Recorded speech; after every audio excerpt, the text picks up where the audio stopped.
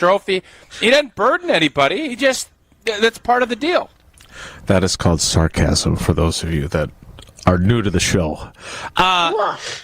Seriously, like we make jokes about it, we tease him about it. But how many, do I need to check with HR? Do I have a lot more days off than I realize I have available to me? Like you have, like this. So he's in a managerial position. Has he given himself additional ones? Allegedly, yes. No, and here's what he tells me when I ask him this, because, I take vacations, but I take them in big chunks, and then I'll miss a Friday with hockey, but if I can, I try to do it from the hotel, or I try to balance it. Yes. Jesse, I think he was taking off for his honeymoon a few years ago, and then COVID hit and he couldn't do it, and he has somehow banked and doubled his time that he didn't take off because he had it taken off, and it is somehow, I think, we always use the term force multiplier. His vacation has force multiplied, which... Again, kudos to Jesse. He's figured it out, and he's in a managerial role. So, kudos to Jesse. Kudos. Not Kit Kat. So, kudos. Nice. Those were like the granola bars that had M&Ms mixed in and stuff. Kudos was like the most fake, and I don't know if Kudos is still around, but it made you feel like you were doing something healthy. And I don't think Kudos bars were that healthy. The Kudos granola bar no longer exists. So kudos to them, or adios to them, as it were. Yes, indeed. So Strofe, I know we've got planned to play this clip from John Runyon, who spoke yesterday. He was good. He was interesting. And frankly, with David Bakhtiari out, we're kind of in the market for a new offensive lineman to kind of step into the quotability realm. And I think he stated a pretty strong case yesterday. Called Aaron Jones the best player on our team. I don't think we gave him the opportunity, Tausch. I don't think we talked to him enough. You know, those right guards, unless they're really colorful characters, like TJ and City or Marco, Chip, they don't get a lot of run. And he, his dad, I think, was truculent with the media during his playing days. We were joking with John that he gets his friendliness from his mom. So he was very good. And he had some interesting insights, but he had a quote that, who I thought of as soon as I heard it? Strofe. I thought of Strofe. Oh, wow. Because I feel like whether it's been Gabe Neitzel or me or Brian Bulaga, I feel like we've been dragging Strofe down. He wants to really believe in this team, and since July 8th, when we were at Summerfest, we have just tried to... And Tausch, you said this to me this week when I was talking about how I want to keep people's expectations realistic and prevent them from riding the wave. Strofe is surfer boy. If Jesse is Kit Kat, Strofe is surfer boy. He's riding the wave, and he's been in a valley for a while. Yeah, I don't know why you feel like it's your job to not let people surf. You can tell them there's sharks in the water. You can tell them that it's dangerous and there's a riptide. Well, that's what I'm doing. Why? It's not your job. You're not the lifeguard. Okay? So just let them rip, man. Jason. Let it rip. I'm the David Hasselhoff of the beat now. No, you'd be the, you're definitely not Pam Anderson. Erica Oliniak. What's her face? Yasmin Bleeth. Who was the one gal that you kind of wondered, how is she on this show? She wasn't, what's the word I'm looking for? Buxom? She wasn't as voluptuous, potentially, as maybe others. Too. Sure, that would probably be that's your lifeguard role, I think. Is that fair? Sure. I'm willing to take that on. That's not a program that I watched regularly, but there were a lot of dudes. Nobody watched that show regularly. There was clips. That was a clip show. That was YouTube Shorts and TikTok before it happened. That's what that show was. Gina Lee Nolan, Nicole Eggert? I don't have any idea. I'm just trying to figure out who you're referring to. Nicole Eggert was definitely. She had a little buxominity to her. She did. Okay. I'm just trying to figure out which character. Yeah, I don't know. You're questioning I know her voluptuosity. Meanwhile, Strofe is like, what are you guys talking about? The show was on before I was born. Yeah, I'm lost. Let's move on. You would have loved that show. You would have, actually. And they would have loved rescuing you from the riptide of disappointment that you constantly feel about a 2-3 Packers team that goes in to face the Denver Broncos on Sunday. So we will get to what John Runyon said, and we will see how Strofe reacts, because I feel like we have perhaps stumbled into something that will either make him feel better, or he'll be like, what the hell is John Runyon talking about? Which I think is a distinct possibility as well. So we'll get to that coming up. Tausch, we did talk to Jordan Love yesterday, and among the things we talked about, and I did want to get your insight on this. He's done with the hamper now, right? He's now only in front of the locker? Yeah, and he's still in front of Isaiah McDuffie's locker. So he doesn't, I don't know, like, if there's a concern that what used to be known as the Green Mile, the auxiliary locker room, if there's, if you get the wrong camera angle, you're going to get more voluptuosity than you're looking for, or what. But he's doing it in front of Isaiah McDuffie's locker, which is a few lockers down, and Isaiah can't, Jordan Love used to not be able to get to his locker because Rodgers was talking. Now, he's not even in front of his own locker, and the group's not nearly as large, I might add. Lots of people talking to other people, Rudy Ford, etc. So I do think, I'm told by Pipe Jim that Alexandra Paul is your actress that you're searching for. Okay. So apparently he's an aficionado of Baywatch. My boy Murph texted me, said Stephanie Holden. So it might be Stephanie Holden, too. I don't know. Okay, all right. The only ones I know on that show are Yasmin, Nicole, and Pam. That's it.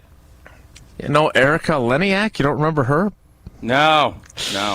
Yeah, that was, again, slow motion running. Big fan. But the Packers offense, here's a segue, has been a little bit of slow motion, and definitely choppy was the word that Matt LaFleur used. But Jordan Love talked about not just, I don't want to do the sour or bitter or sick taste in his mouth quote, Strofe. I want to do the one where he talks about fixing the offense and finding a rhythm, because there has definitely been a lack of rhythm to the Packers offense. I think you just got to keep your head down, keep working. Obviously, it's been a lot of ups and downs, a lot of highs and lows, and it's not going to be perfect. We know that. But the main thing for us is just keep our head down, keep working, everybody keep that mindset that we're going to get this thing turned around and get rolling and get consistent execution on a daily basis. So it's one of those things. We just got to keep our head down, keep going. Consistent execution. Matt LaFleur talked about rhythm.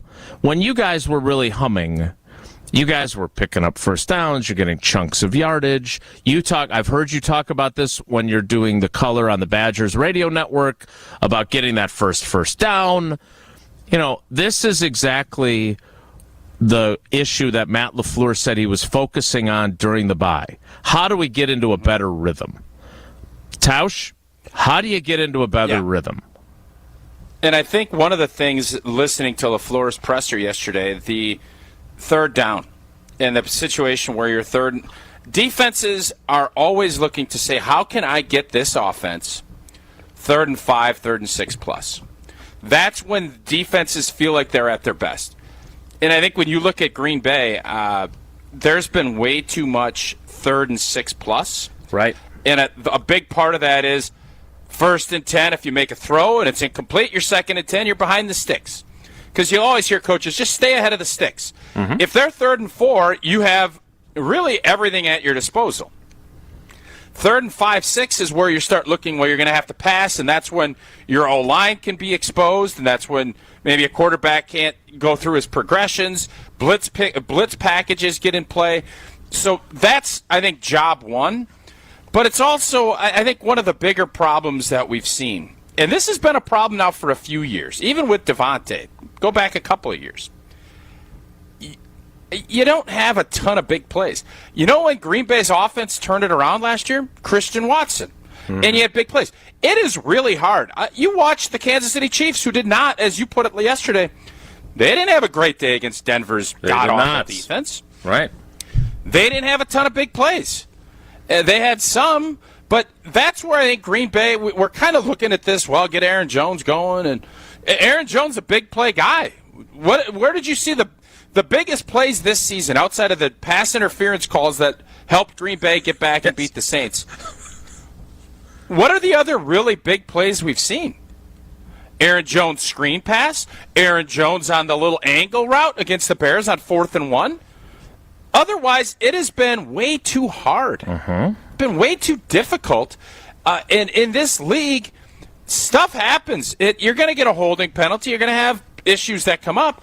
And unfortunately for Green Bay, there's been way too much of that. And that's that inconsistency that LaFleur is talking about is, we're having way too many too many lineup issues, too many false starts, too many holding penalties. There's just too much of that allows you to get into a rhythm, because the only way to get in a rhythm in this league is by getting first downs. That's it. Defensively, you get in a rhythm by getting off the field and not doing it. And this year, it's been way too many 3-and-outs for this team. So here's what's weird about their statistics. And Jordan Love, somebody asked him what he felt really good about, and he talked about their red zone offense. He said, we haven't gotten there enough, but he's right. In the red zone, they're 6th in the league in touchdown percentage. Good. In goal to go, they're 6th in the league. 90% touchdown rate. Good. On 3rd down, they're 12th. They're converting 41%. That's not bad. It's not bad. Not bad at all. So the statistics kind of don't fit that narrative entirely. And then you talk about a manageable, and I know I've brought up this play a bunch, but it's because Matt LaFleur yelled at him coming off the field, which you very rarely see. But on the opening drive in Vegas, it's 3rd and 3, and Luke Musgrave runs the wrong route, and they have to punt instead of him picking up an easy first down and keeping the chains moving and getting some rhythm going. So it can also, Tausch, be just a poorly timed miscue that really messes up the rhythm chance. And that's the point.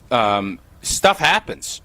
It is very difficult, and I just keep thinking back to our little baby analytics department. We had Mike Ayers back when I played. It was about where you started, 25 compared to the 30, the percentages of how getting points, how much more that 5 yards is, and big plays and explosives. Outside of turnovers, which is obviously always a key component to winning and losing, big plays, allowing and gaining, whether it's a 10-plus run or a 15-plus pass. That's how you win in this league, because doing it this way, you have Musgrave run a wrong route, or Romeo Doubs drops a ball. Right. All of a sudden, you got a punt, and that's a possession. Possessions, you really look at, especially in the postseason, possessions, every one is so vital. And the way the NFL is going now, every possession is critical. End it with a kick, and you usually are going to be in pretty good shape. This offense, I think, those stats you put out are surprising to me. I did not think they were that good on 3rd down. So that lets you know they're not far off. That's why you keep thinking, well, let's just go, let's keep plugging along, and you're going to get better and better. Now, this is the week where you would hope to start seeing some of that positivity come to form.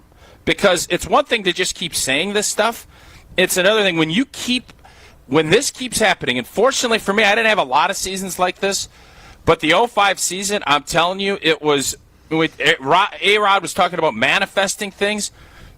that blank starts manifesting itself, and it can go positive or it can go negative. And when you turn the ball over and you just have a hard time getting points or getting first downs, all of a sudden you start pressing and it becomes even more difficult. So that's why you need a cascade game where everything starts falling into line, and then you can build off of that. That's where this team's at. They need a cascade game out in Golden, Colorado. I remember you had one of those against the Saints. You guys won like 52-10, and then you lost like 4 in a row after that again. That said, the cascade of value that you get from replacing your windows with Pella Windows and Doors of Wisconsin never stops flowing. Not bad. Not bad. Okay. Thanks. I tried. Team Pella, they're going to execute some great plays, right? We're going to see that with products with limited lifetime warranties, incredible innovations like blinds and shades that are between the glass, stylish windows with hidden screens that will make your game day a breeze. This Pella play proves to be the game-winning tutter, which we hope there's a bunch of out in Denver this weekend. Make monthly payments as low as $19 per window, $75 per patio door, and you get a free quote at PellaWI.com today. 6.9% APR financing for 120 months. Certain restrictions do apply. See showroom for details. This offer ends on Halloween. Can't wait to get Alex Strouf's reaction to John Runyon comparing the Packers offense to the Miami Dolphins. Which year? What year of the Dolphins? 1974. We will find out next. It's Wilde and Tausch. Wilde and Tausch is presented by Pella Windows and Doors of Wisconsin. Call Gina Della from Pella at 855-PELLA-WI or visit online at PellaWI.com/radio. It's spooky season at the Corners.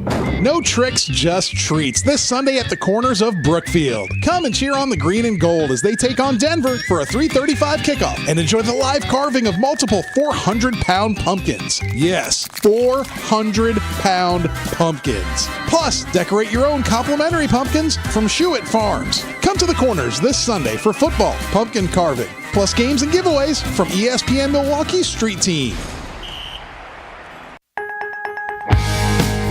So I came to Advent because I was experiencing recurrent sinus infections. As a new mom, it was really kind of difficult.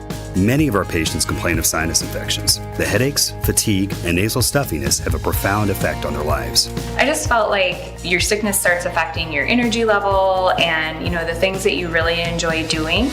That really was a breaking point for me. So Molly came to Advent. Abnormally tight sinuses and swollen turbinates led to simple breathing triangle solutions that ended up taking about 20 minutes in office. And very soon thereafter, she was breathing freely. I'm just in awe at the amount of air that that I'm able to breathe in and out each night, and I haven't had a sinus infection since the procedure. I'm Dr. Madan Kandula. When you breathe well, you do live better.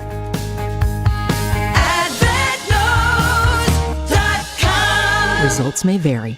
Sharp Literacy's A Novel event is coming. Join Sharp Literacy and special guest A.J. Dillon on Monday, November 6th at the Eagles Ballroom for a night of conversation, an auction, awards, and a variety of food stations. The Green Bay running back is also the author of Quadzilla Finds His Footing, an uplifting children's book about perseverance. Funds raised at A Novel event will support Sharp's STEAM-based education programs in the state. For tickets and information, visit sharpliteracy.org. A Novel event, Monday, November 6th at the Eagles Ballroom. The only thing that tops our selection is your savings discount liquor. What does the skeleton say before dinner? A bon appetit. And why did the ghost go to the bar? For the booze. Yeah, Halloween jokes can be corny. Hi, this is Marie from Discount Liquor. Since 1960, we've provided the most spooktacular selection and savings in town. From skull-shaped vodka bottles and pumpkin cream liqueurs to adult trick-or-treat bags and your favorite seasonal wines and beers. We've got the spirits to get you in the spirit.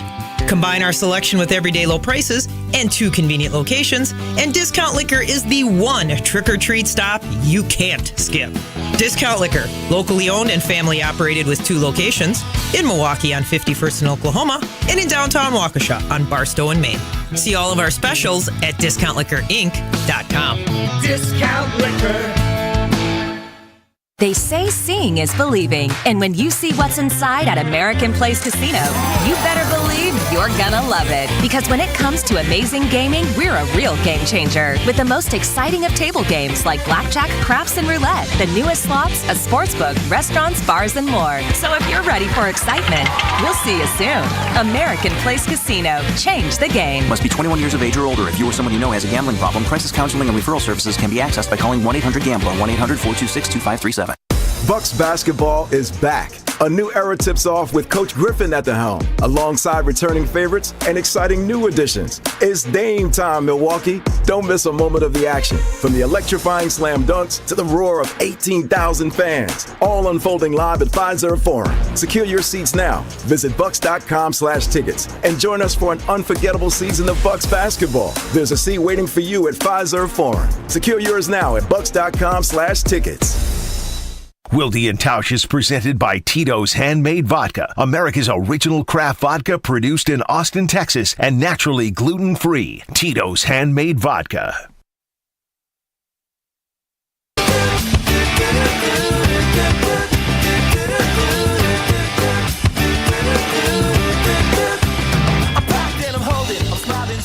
Are the Packers on the cusp of a 70-point 726-yard game against the Denver Broncos? No. No, they're not. But John Runyon Jr., now he talked at his locker yesterday. He's an eloquent young man. I like him. When he said this, I guess for me it kind of went one ear and out the other. I didn't realize just what he'd said in real time until I got to the transcription. Here is John Runyon talking about where the Packers offense stands currently. Everybody keeps talking that we're young, but really I don't think that's an excuse. I think we're slowly developing and finding our identity. This is a way different team than we had. This is my fourth year. The first 3 years really veteran-led. You can lean on those guys, but this year we got a really young squad, a lot of playmakers, kind of different offense too, kind of get the ball out in space and see what these young kids can do with it. And that's exciting. That's kind of what football's going to now. And I think kind of looking at like Miami, kind of their offense, I feel like our offense can and will have shades of that going forward. So I like the direction it's going, and it just makes for entertaining offense. In their last 3 games, the Green Bay Packers have averaged 17 points per game. By the way, that's about where we were last year at this time, though, with Rodgers, right? No. 17 seems like that's about where we were last year. No, they were at 21, and they're actually higher now this year. But again, 38 points against the Bears certainly helps that average, because the other 4 games, 24 and less in all 4 of those games. Now, shades of the Miami offense. Strofe, are you rolling your eyes, or are you giddy with excitement of what's coming down the pipe from the Packers offense? 70 points on Sunday. Can't wait. This is nuts. This is nuts, right? Like, this is Miami has started off the first 6 weeks. One of the best offenses of the last decade. I mean, most points ever through 6 weeks. Correct. They're averaging, 37 points a game? As much as I'd like to be positive, Jason, you love to ruin that. What are we doing here? Oh, it's not my job to be the lifeguard. I am not All right, Stephanie Holden or whoever that was. Yeah, this is I'm rolling my eyes. Alexandra Paul with my less buxomness. Rolling my eyes, Jason. This is nuts. This is a crazy All right, so Tausch, what do you make of this? Strofe is right. 37.2 points per game. The Miami Dolphins are leading the NFL in scoring. After I reread the quote, thought, well, I guess we know where Matt LaFleur was looking to steal some stuff from during the bye week. That's what I thought. I thought maybe he presented to the team, hey, we went through all the film of all the other teams, and we saw some things that Mike McDaniel uses that we think we can apply in our offense. And I want to believe that quote was more illustrative of, hey, we're going to steal some of their plays than, hey, we're going to look like those guys with Tyreek Hill and Waddle and that whole crew, and we're going to be putting up a 70 burger. Thoughts? Yeah, I think it could be twofold. There's not a doubt in my mind. I mean, everybody looks for what's being successful. Miami's offense is by far the most successful. And it sounds crazy, but Christian Watson's pretty fast. Is he Tyreek Hill fast? Probably not, but he's pretty close. Aaron Jones, I would argue, is a better running back than what Miami has. Now, Tua is incredibly precise with the football. And if that's the case, then this is a monster indictment on Matt LaFleur. And I don't think Runyon was trying to do that, but that's kind of what. Why are you shaking your head? So would you agree that you've been a little down on the head coach this season? Yeah, I was down after the Raiders game. Yeah. Jason, here's the deal.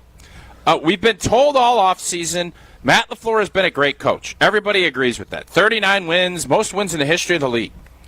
This was when they decided to trade Aaron Rodgers, and Matt LaFleur is part of that decision. Whether you want to say he agreed with it or not, he's a part of the three-silo operation.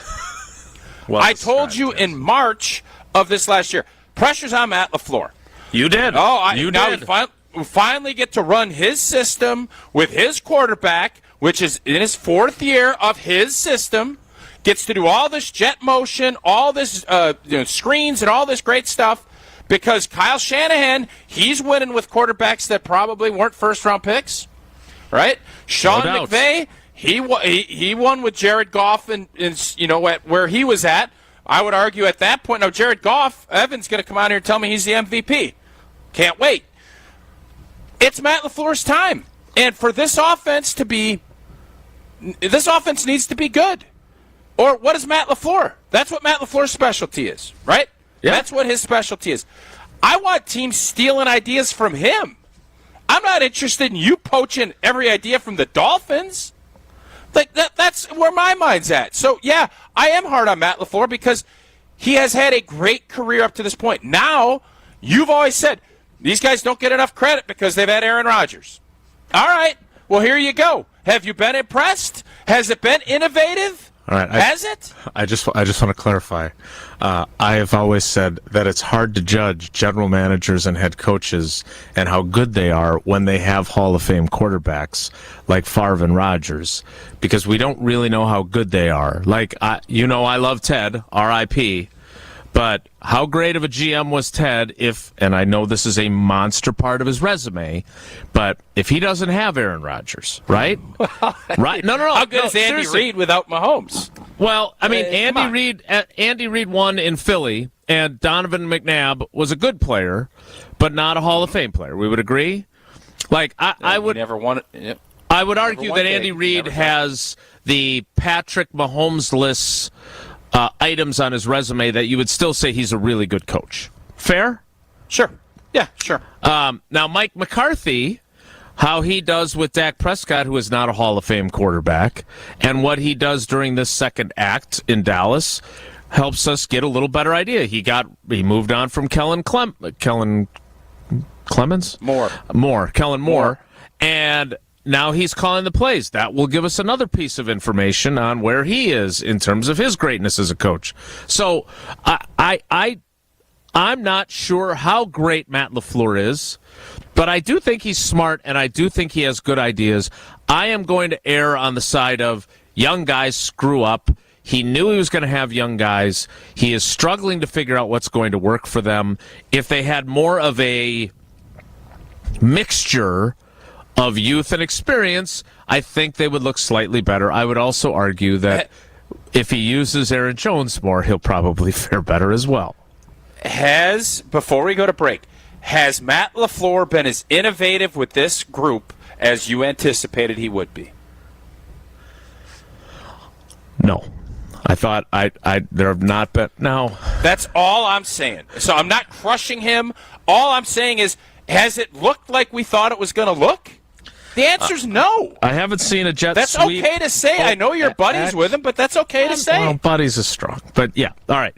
If we were buddies and I drank beer, you know that he and I would be sitting at his lake house drinking a Coors Light.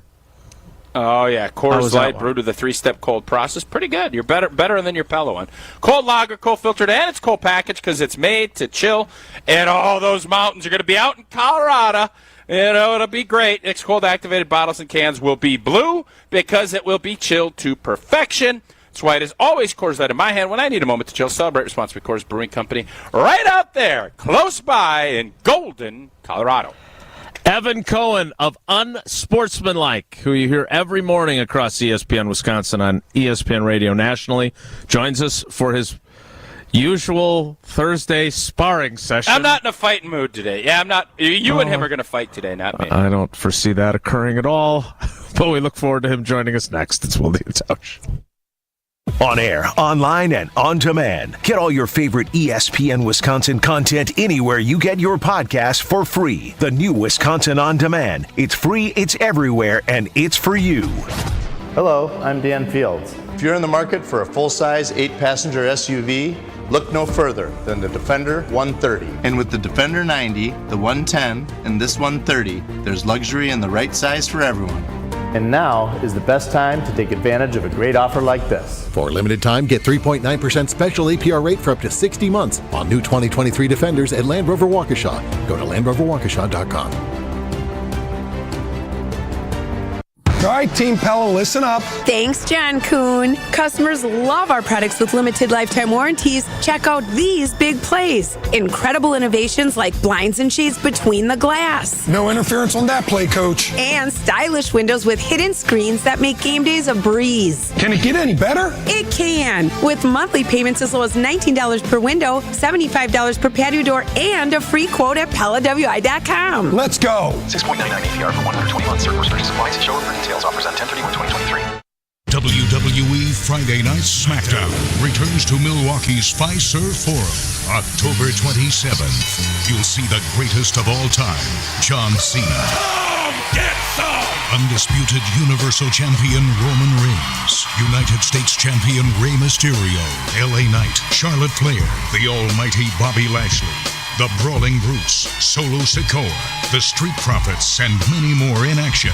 Tickets start at $20 at Ticketmaster. Looking for a fun way to win up to 25 times your money this football season? Well, test your skills on Prize Picks, the most exciting way to play daily fantasy sports. Just select 2 or more players, pick more or less on their projection for a wide variety of statistics, and place your entry. It's as simple as that. If you have the skills, you can turn $10 into $250 with just a few taps. Easy gameplay, quick withdrawals, and an enormous selection of players and stat options are what make Prize Picks the #1 daily fantasy sports app. Ready to test your skills? Join the Prize Picks community of more than 7 million football fans who have already signed up. And right now, Prize Picks will match your first deposit up to $100. Just visit prizepicks.com/WI and use code WI. That's code WI at prizepicks.com/WI for a first deposit match up to $100. Prize Picks, daily fantasy sports made easy. WTMJ's Vince Vitrano here for Orthopedic Associates of Wisconsin, a group of doctors I trusted with my knee surgery. The pain was real and options were important. My experience with each doctor was thorough, the appointments were timely, always close and easy access to the building. My mom felt the same way, I know, when she went there for her physical therapy appointments at Orthopedic Associates of Wisconsin. I trusted their surgical team for my knee surgery, and I know they'll take care of you the way they did my mom and me. Make an appointment at orthowisconsin.com. This is a year of change for Wisconsin football. Whether it's a new quarterback or coach, our teams will be exciting to watch this season. As Wisconsin's 3PL, Evans Transportation knows a thing or two about changing things up when it comes to manufacturers' accounting, shipping, and tracking needs. Call Evans if your supply chain team isn't running on all cylinders this season. Good luck to our Wisconsin football teams from Wisconsin's 3PL in Delafield. Find them at evanstrans.com. That's evanstrans.com. Looking for a totally rad flavor adventure, brochachos? Look no further than Surfer Boy Pizza as seen in Stranger Things. Each mouth-watering variety contains rich tomato sauce, delicious mozzarella cheese, and a gnarly range of toppings. The crust is crispy on the outside and airy on the inside. You'll think it was hand-tossed by the Surfer Boy Pizza dudes themselves. Look for it in the freezer aisle at your local store and buckle up your taste buds with Surfer Boy Pizza. This is Wilde and Tausch on 94.5 ESPN. Sponsored by American Family Insurance. Insure carefully, dream fearlessly. Get a quote and find an agent at amfam.com.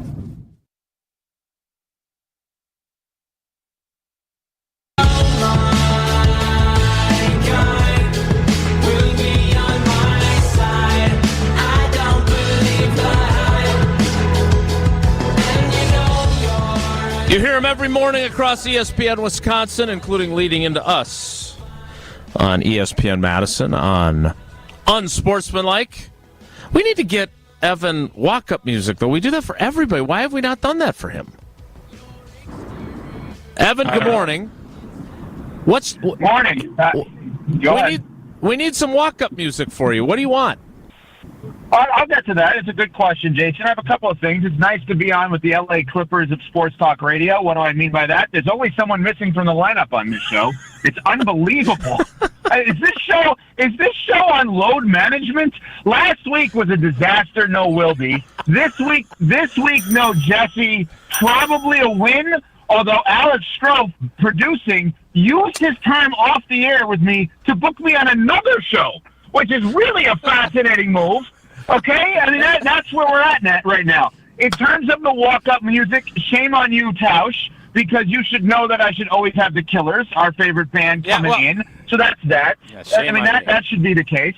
Yeah, shame on you. Yeah. Also, I'd like to know, just in general, where are you guys with granola bars? I've realized that granola bars are a very underrated snack, and I wanted to talk to you guys about granola bars before we get into anything else. Go ahead. So where are you guys with granola bars? What are the chances that we started the show discussing the defunct Kudos granola bar, and now Evan comes in wanting to discuss the quality of snack that granola bars are? There's no way you were listening to that segment. This is completely coincidental. On at that time. Right. I'm on, I was recording something. We do post-show stuff at that time. So, yes, that is coincidental. The reason I say that, Jason, is because of the fact that on my way in the morning at 4 o'clock in the morning, I do the pre-breakfast meal of a granola bar. And I actually have a Ziploc bag in my work bag with granola bars just in case I get hungry, thinking that's not that unhealthy, but it's not that healthy where it wouldn't satisfy me. Yeah. And I had a pre-Wilde and Tausch granola bar. And I feel like I have a little bit of extra pep in the step. It's either because of that or because yesterday I had an amazing opportunity to speak with a mentor of all three of ours, the great Professor Hoyt, University of Wisconsin, James Hoyt, who is maybe the greatest human being on planet Earth. And the reason that I even have an opportunity in broadcasting, he and Matt LePay, and that is just, I mean, amazing that I'm in a good mood talking to you guys today. Also, we have not heard from Tausch. So now, let's now kill the mood. Go ahead, Mark. So I think one of the things, granola bars, there's the healthy kind, but the question I have is the healthy granola bar that much healthier than like a Snickers bar? Probably not, but we trick ourselves. Okay, so why not just grab a Snickers? You're going to have it this way. All three of us are parents, right? Your kid is hungry, they want a snack. You're probably not going to go with, hey, there's a Snickers in that cabinet over there. If they say, can I have a granola bar, Dad? We'd probably say, all right, just one, not two. A Snickers, this has nothing to do with anti-Snickers or Milky Way or Three Musketeers, although I'd rank Three Musketeers, Milky Way, Snickers. Yeah, Three Musketeers stinks, No, it does not. What? Yeah, Three Musketeers is almost like it's almost like Nickelback or Creed. Like, you have to make fun of it. Three Musketeers is a good candy bar, Tausch. You're wrong. No, it's not. It is a good third. candy It's bar. third, and it's not close. No, it's third. It's not close. Snickers is too much of the peanuts. Now, What of about the Kit three, Kats? that you get a little bit of protein with that, though. You're getting all marshmallow with the Three Musketeer. If you polled that, Three Musketeer doesn't get 10% of the vote. That's where that stands in that. No, I'm saying you're right. It's the same thing. It's the same thing as Nickelback and Creed. It's the black licorice of candy. That's what it is. No, it's not. Three Musketeer is the black licorice of candy. No, it is. Tausch, that is wrong. That's wrong. That's wrong. Hey, by the way, you've been talking for 5 minutes. You want to take the rest of the show off there, Kawhi? Are you okay? You okay to continue? Kawhi Tauscher. I don't understand that. What does that mean? Tauscher. No, Jason, you know what it means. It means when he's playing, he's the best player in the league. It's just when does he feel like playing? I've had 1 day off in 3 months. I don't know what the hell you're even talking about. No. All right, Whoa. I'm done. Okay, I'm done with the art. I want to get into something I heard on Unsportsmanlike this morning. I'm done talking about Three Musketeers and black licorice and granola bars because this is a sports show. What was that? Oh, no, do the laugh. If you're going to do Kawhi, I want that laugh. I'm a that fun he had. guy. That real fake laugh. I'm a fun guy. All right, so Evan, you basically said that the reason, and correct me if I'm wrong, I don't want to misquote you like I misquoted Tom Oates this week. You said that the Packers won the division with Aaron Rodgers at quarterback because the division stunk. Is that a fair assessment of your take this morning? Okay, what was it? Because of course you would take it that way. So basically, that's how what I was asking. Yeah. What news did Jason write about it in the State Journal? I mean, if he did, I would tweet it. First off, I wouldn't read Jason's article in the State Journal. Jimmy Polzine's or Oates's or Rob Domofsky's, but continue. But that's a great question. When was the last Wilde article in the State Journal that you've read, Tausch? That is fascinating. No, I read last Sundays. Last Sundays. That's not a bad idea. Sundays. All right, continue. Okay. All right, so Jason and Mark, here's what I said. I said this.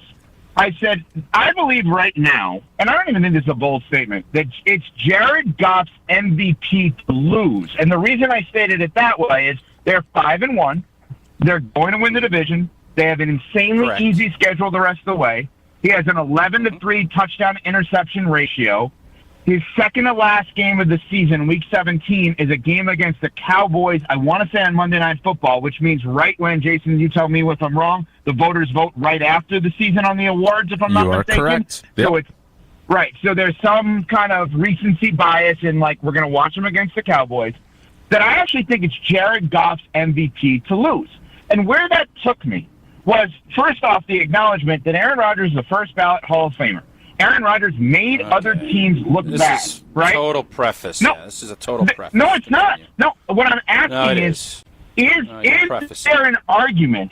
Is there an argument that Jared Goff actually picked up where Aaron Rodgers left off, and that this division, maybe more so than any division in the NFL over the last 30 years, has been dominated by one team and one quarterback, but it's changed. It was the Packers, and now it's going to become, oddly enough, the Lions, dare I say? And is he doing what Rodgers did? Evan. That's a fair question.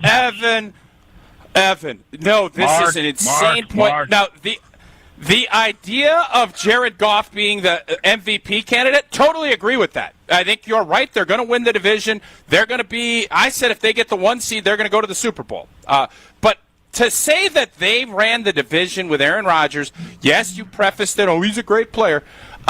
The division, do you understand? Your guy ran the NFC East forever because their division stunk. They won it every year he was healthy. And so how can you say that division is worse? Yeah. I'm glad you brought that up, okay? Because I was ready for that counter with Tommy Brady. I understand that. But here's what's happened since then, I don't think you do. I don't think you do. Okay, well, here's what's happened since.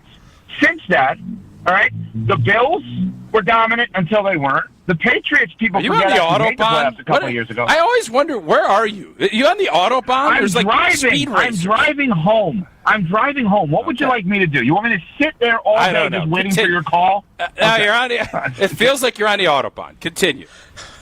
You're going to critique other people? Kawhi, give me a break. So now, when you look at this, since Brady left the division,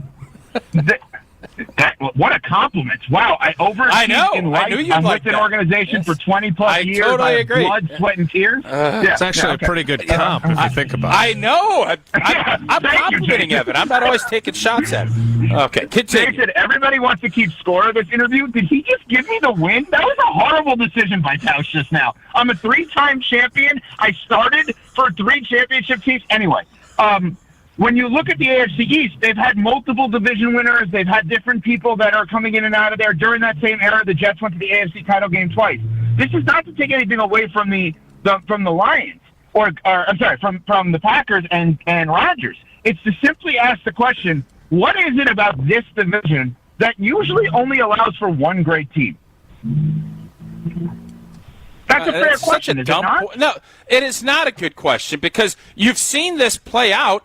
The season 2010, the Super Bowl season, who won the division? The Bears. Who won the division? Yes, the Bears. The Bears who won the division in 2012? I think the Vikings in 2012, right? The year, was that not right, Jason? The Vikings have 3 division wins. The Bears have 2 in that Rodgers era. So how many division titles does somebody outside of the Tom Brady led New England Patriots in his 20-year run there? How many division winners outside of the Patriots were there? 2011, Dolphins won the division, if I'm not mistaken, right? When Brady was hurt. Okay. That was 2008. That was the year that, 2008. 2008. The Dolphins lost to the Ravens. Yeah. Okay, there's a point for old Brady, Joshy. Brady's second year as the starter, so his third year in the league, if I'm not mistaken. They actually didn't make the playoffs. That was 02. People don't remember that. 02. Yeah. That was 02. So, I mean, there Rodgers were years, only was so you just gave... Yeah, you know that the Patriots benefited from a bad and you know why these divisions are so bad? Because these quarterbacks drive them into insanity, and they start chasing. Now that is where we're in agreement. They can't get over the hump. Right, but Tausch, that's where we're in agreement. You and I are both tennis fans, right? I get defensive when people say, "Oh, well, who is Serena playing against?" Well, she destroyed everyone. Why are we holding that against Serena was the GOAT. Yeah. Right. So what I'm asking you is it odd to you guys that under that premise that Aaron Rodgers did a phenomenal job of living under for so long, that Jared Goff is now the guy doing that to the NFC North? That's not odd to you guys? That we're agreeing that that doesn't mean he's going to win the MVP, but it's his MVP to lose? That's not at all odd to you? No, what's odd to me and what I give him a ton of credit about, the Los Angeles Rams decided they couldn't win with him. They gave him away and had to give a first-round pick to dump him. They had to do that. The Detroit Lions got a pick to take his salary on, and now he is, right now there's no debating, he's the best quarterback in this division. But to try and put him in the same boat as Aaron Rodgers, there's nobody, Green Bay does not think right now, we cannot contain the Detroit Lions with Jared Goff. They think, give us a year, and we'll be happy to take down Detroit. That's the Packers' mindset right now. None of that happened with Aaron Rodgers. Everybody hold up. To finalize it, I can assure you there will be no parades on ESPN 1000 down in Chicago or whatever the station is up in Minneapolis. There aren't going to be any parades when Jared Goff leaves the Lions, like there was when Aaron Rodgers left the Green Bay Packers. I rest my case. TKO for Old T. Thank you very much, Evan. Appreciate your time. Wrong answer. So now here's why. You just said Old T, old boy, whatever you want to be called, Kawhi. Here's the thing. You just said if they get the 1 seed, they could go to the Super Bowl, correct? You said that. Yeah, I did say that. Yes. Could they win the Super Bowl if they get the 1 seed? Yes. So why would there not be a parade for a guy ultimately leaving a division that won as many Super Bowls as Aaron Rodgers did? Because they know he's not as good. They know he can't. The reason Detroit is good is because they're coaching. Good. No. On the whole as good. They're getting him as they have listen, the when Aaron Rodgers won a Super Bowl for the Packers, and Jason, you need to help me on this numbers wise. My guesstimation is he was still on either a rookie deal or his first contract. And the contract that Goff is on, second deal, okay, relative to other contracts in this league, is still a team-friendly deal. And they can fill out a rest of the roster. By the way, like the Packers are going to have at the end of the season, they're going to know more about Jordan Love than they do now. I think it's ridiculous to judge him now. Judge him after 17 games. Mark Murphy, for whatever dopey reason, wanted to put that 9 or 10 game ridiculous thing on him, which I hate that he did that. Drives me absolutely. Oh, what a moronic statement that is, to judge the guy after 8 games. That's like judging you guys after a half a show when you know you're going to leave for the second half of the show anyway, right? But the reality is that in this specific spot, Jordan Love is still going to have a below market value contract if he's good at the end of the season. They have a chance to be so good because of that, which is, again, the Lions situation with Goff. But they're scared of Jared Goff. Evan, before you go, do you really think that the Green Bay Packers, Chicago Bears, and Minnesota Vikings fear the Jared Goff-led Detroit Lions into any of the future? Do you really believe that? So I'm going to answer your question. The answer is no. Like you did around Brady. The answer is no. The answer is no. No. Do you think? Jason, do you think that the rest of the NFC North feared Aaron Rodgers last year? I do. Yes, I do. Oh, come on, Jason. Come on, Jason. No. After he broke his thumb, I don't think they feared Aaron Rodgers the way they normally did. And when you say it, and Tausch, when you say it as miserably as Jason just said it, it means more. You got to think about that. Jason was very upset saying that for whatever reason. I don't know why. It's like the SEC. It means more. Evan, I don't know how they broke a thumb. I don't know how the scorecard is going to turn out it's today. It's because Waddle and Sylvie weren't pleased as punch, and Cap and the whole crew, that Aaron Rodgers was leaving the division. I don't care, busted thumb, ayahuasca, whatever it is, you know that they were excited that that was not the argument. That is what I said. Evan, if you're putting me in a corner, Aaron Rodgers or Jared Goff, how dumb do you think I am? Of course, Aaron Rodgers. What I'm saying is, isn't it weird that Jared Goff seemingly picked up where Aaron Rodgers left off? He is not. That's just a dumb statement, but I digress. Oh my God! All right, so you did go, Tausch. You were the one who brought up Jared Goff's 17-game statistics. His team is 13-4.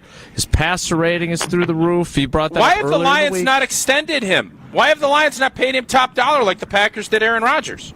Why is that? Because you win games. Because they know he's a good player. He's not. He is a good player with a good roster, can win. He is not he's not, as your boy Chris Canty says, he is not a force multiplier, and you know it. You know it. Oh, I disagree. He is a force multiplier on this team. That doesn't mean he's as good as Aaron Rodgers. Jared Goff is a force multiplier quarterback. You know what your argument is today? I'm going to tell you what your argument is today. Your argument is basically the chocolate chip chewy granola, and I'm bringing peanut butter, Oreo, and s'mores combined. Ooh, s'mores. That's what I'm bringing today. I like the s'mores one, especially those Kodiak ones. They've got the extra protein. I can't wait for Josh's scorecard on that. All right, Evan, I appreciate that you said that I was actually missed last week. I did miss you last week because at least you could bring it back to life when Tausch goes crazy. I had, Jesse. Who knows what Jesse was doing at that time last week? Strofe is working on his dopey show that clearly will have copyright infringement with the name of that once Brock Purdy figures out what the name of the show is.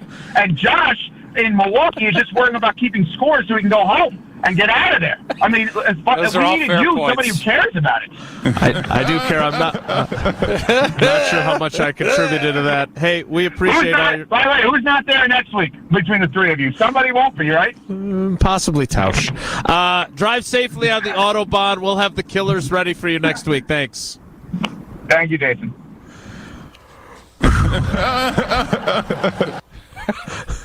That was a lot. More next. It's Wilde and Tausch. Wilde and Tausch continues next on 94.5 ESPN. Presented by Pella Windows and Doors of Wisconsin. And sponsored by American Family Insurance. Gabe Neitzel from Jen, Gabe, and Chewy here. And yes, the weather is starting to turn. We can all see it. But don't let the chilly weather end your golf season. X-Golf at American Family Field is open all year round. They've got innovative and accurate golf simulators, and it's all overlooking left field at AmFam Field. Stop out for your lunch break and enjoy their lunch specials, or have an outing with your friends and take in X-Golf's full bar and food menus. X-Golf AmFam Field even offers golf lessons by a PGA pro. Everyone is welcome at X-Golf at American Family Field. Book your sim today at xgolfamfamfield.com. I'll see you out there. The only thing that tops our selection is your savings discount liquor. What does the skeleton say before dinner? A bon appetit. And why did the ghost go to the bar? For the booze. Yeah, Halloween jokes can be corny. Hi, this is Marie from Discount Liquor. Since 1960, we've provided the most spooktacular selection and savings in town. From skull-shaped vodka bottles and pumpkin cream liqueurs to adult trick-or-treat bags and your favorite seasonal wines and beers. We've got the spirits to get you in the spirit. Combine our selection with everyday low prices and 2 convenient locations, and Discount Liquor is the one trick-or-treat stop you can't skip. Discount Liquor, locally owned and family operated with 2 locations, in Milwaukee on 51st in Oklahoma, and in downtown Waukesha on Barstow in Maine.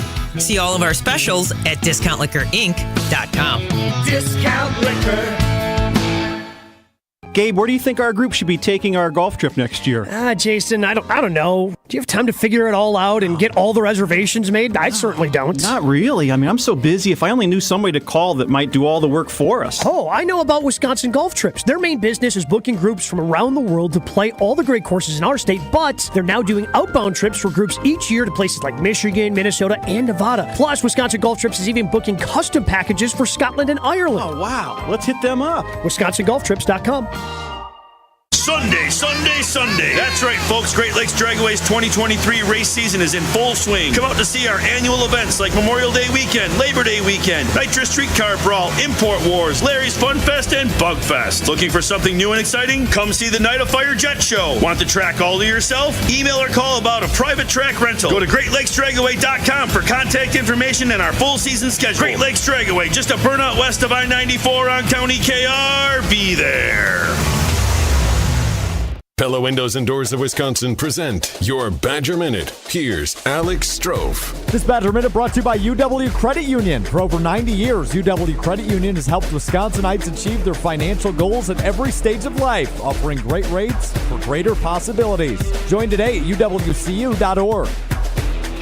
Another 3-0 sweep for the Wisconsin women's volleyball team over Ohio State on Wednesday night makes it 30 consecutive sets that the Badgers have won. The nationally top-ranked Wisconsin women's volleyball team now prepares to take on number 2 on the road Saturday as the Badgers visit Nebraska.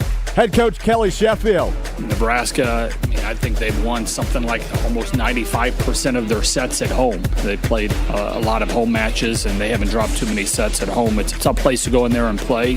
Badger Minutes on ESPN Wisconsin are brought to you by Pella Windows and Doors of Wisconsin. Schedule an appointment online today at PellaWI.com. Homer here. 2-time national champion winning quarterback Tim Tebow will be in Milwaukee on Thursday, October 26th for the Great Lakes Adult and Teen Challenge Gala. Tim Tebow, college football legend, great author. Get your tickets at GreatLakesATC.com. 100 tables are filled. They should be 120. I'll buy one. Now we're at 101. GreatLakesATC.com or call 414-748-HOPE to see Tim Tebow. Tim Tebow, Thursday, October 26th in Milwaukee. You're listening to Wilde and Tausch on 94.5 ESPN. Missed any of the show? Find us on Wisconsin On Demand wherever you get your podcasts. It's free, it's everywhere, and it's for you.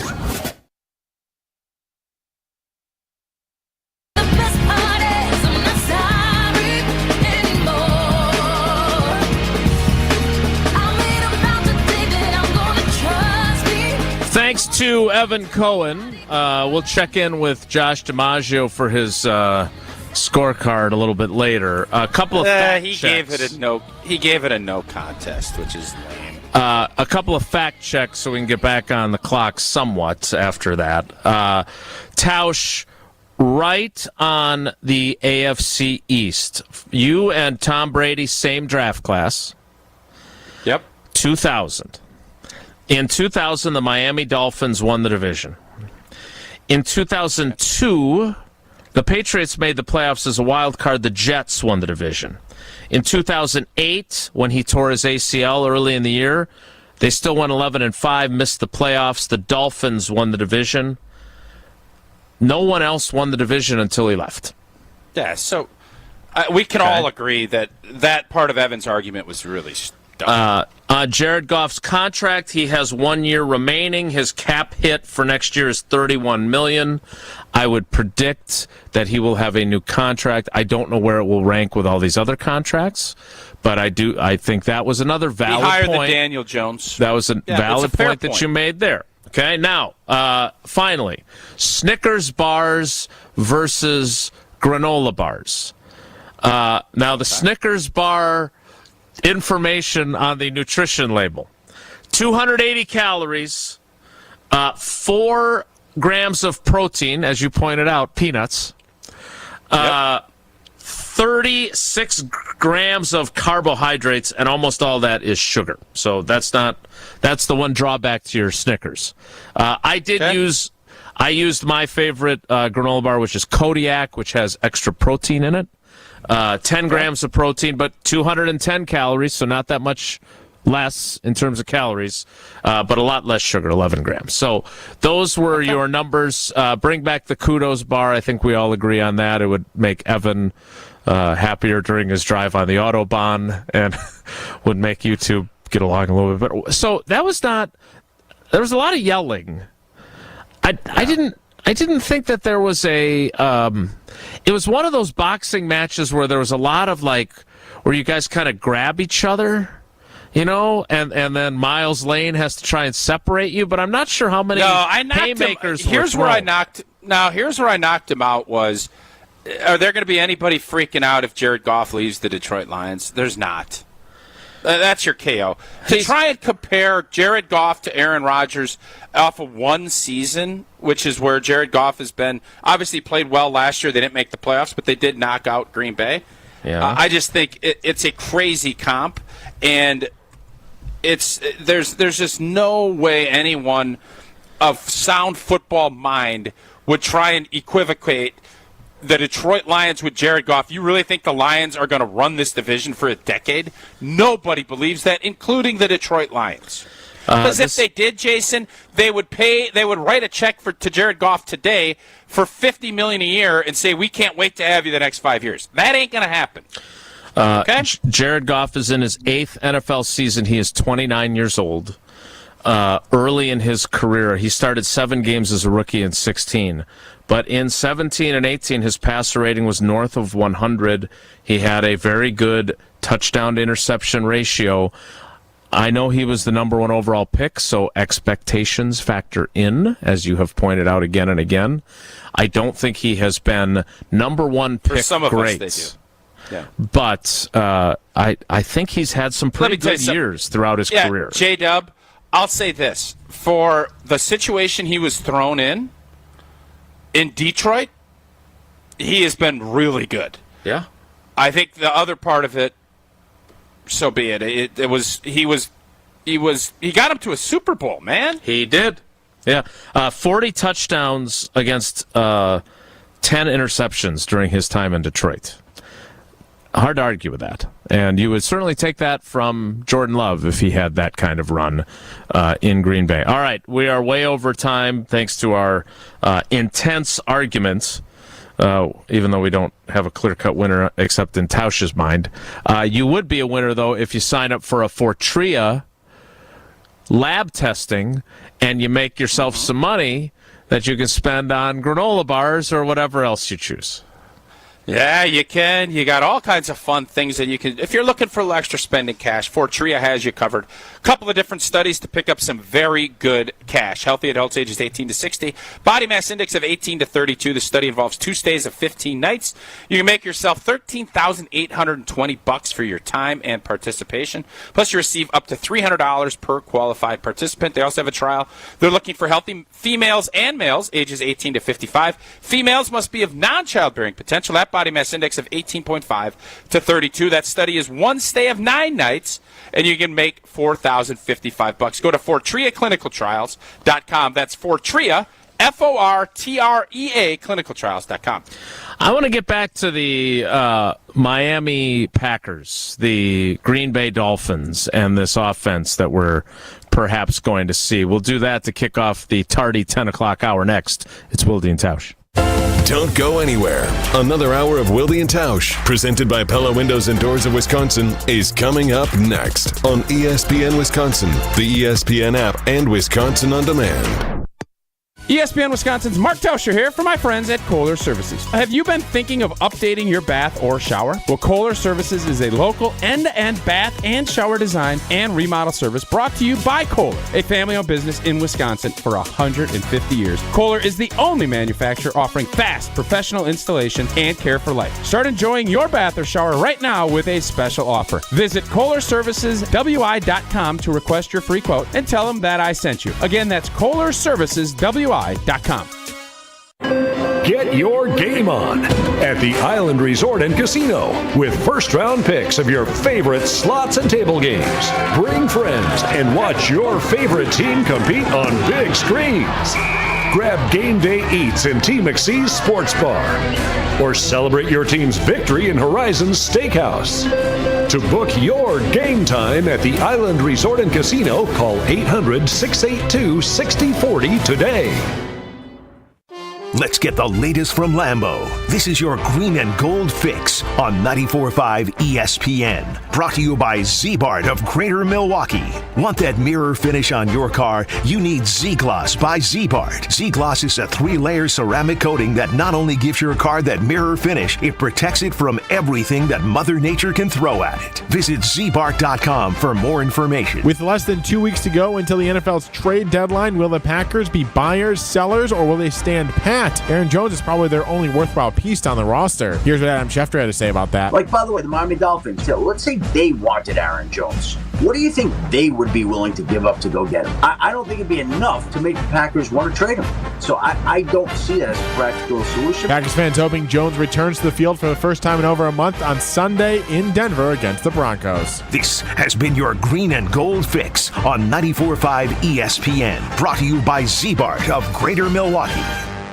Hey, this is Jen Latta. You're listening to 94.5 ESPN, WKTI, and WKTI HD Milwaukee. A locally owned Good Karma brand station. I've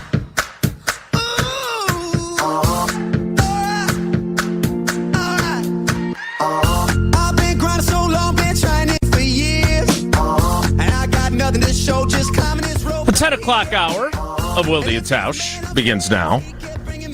And Tausch, before we get into Aaron Jones a little bit more, because I am the curious case of Aaron Jones does fascinate me, but I wanted to get back to this idea of what this Packers offense could look like. And I got a kick out of Matt LaFleur yesterday because one of the other reporters basically said, you got to be able to beat a one-win team in Denver, right?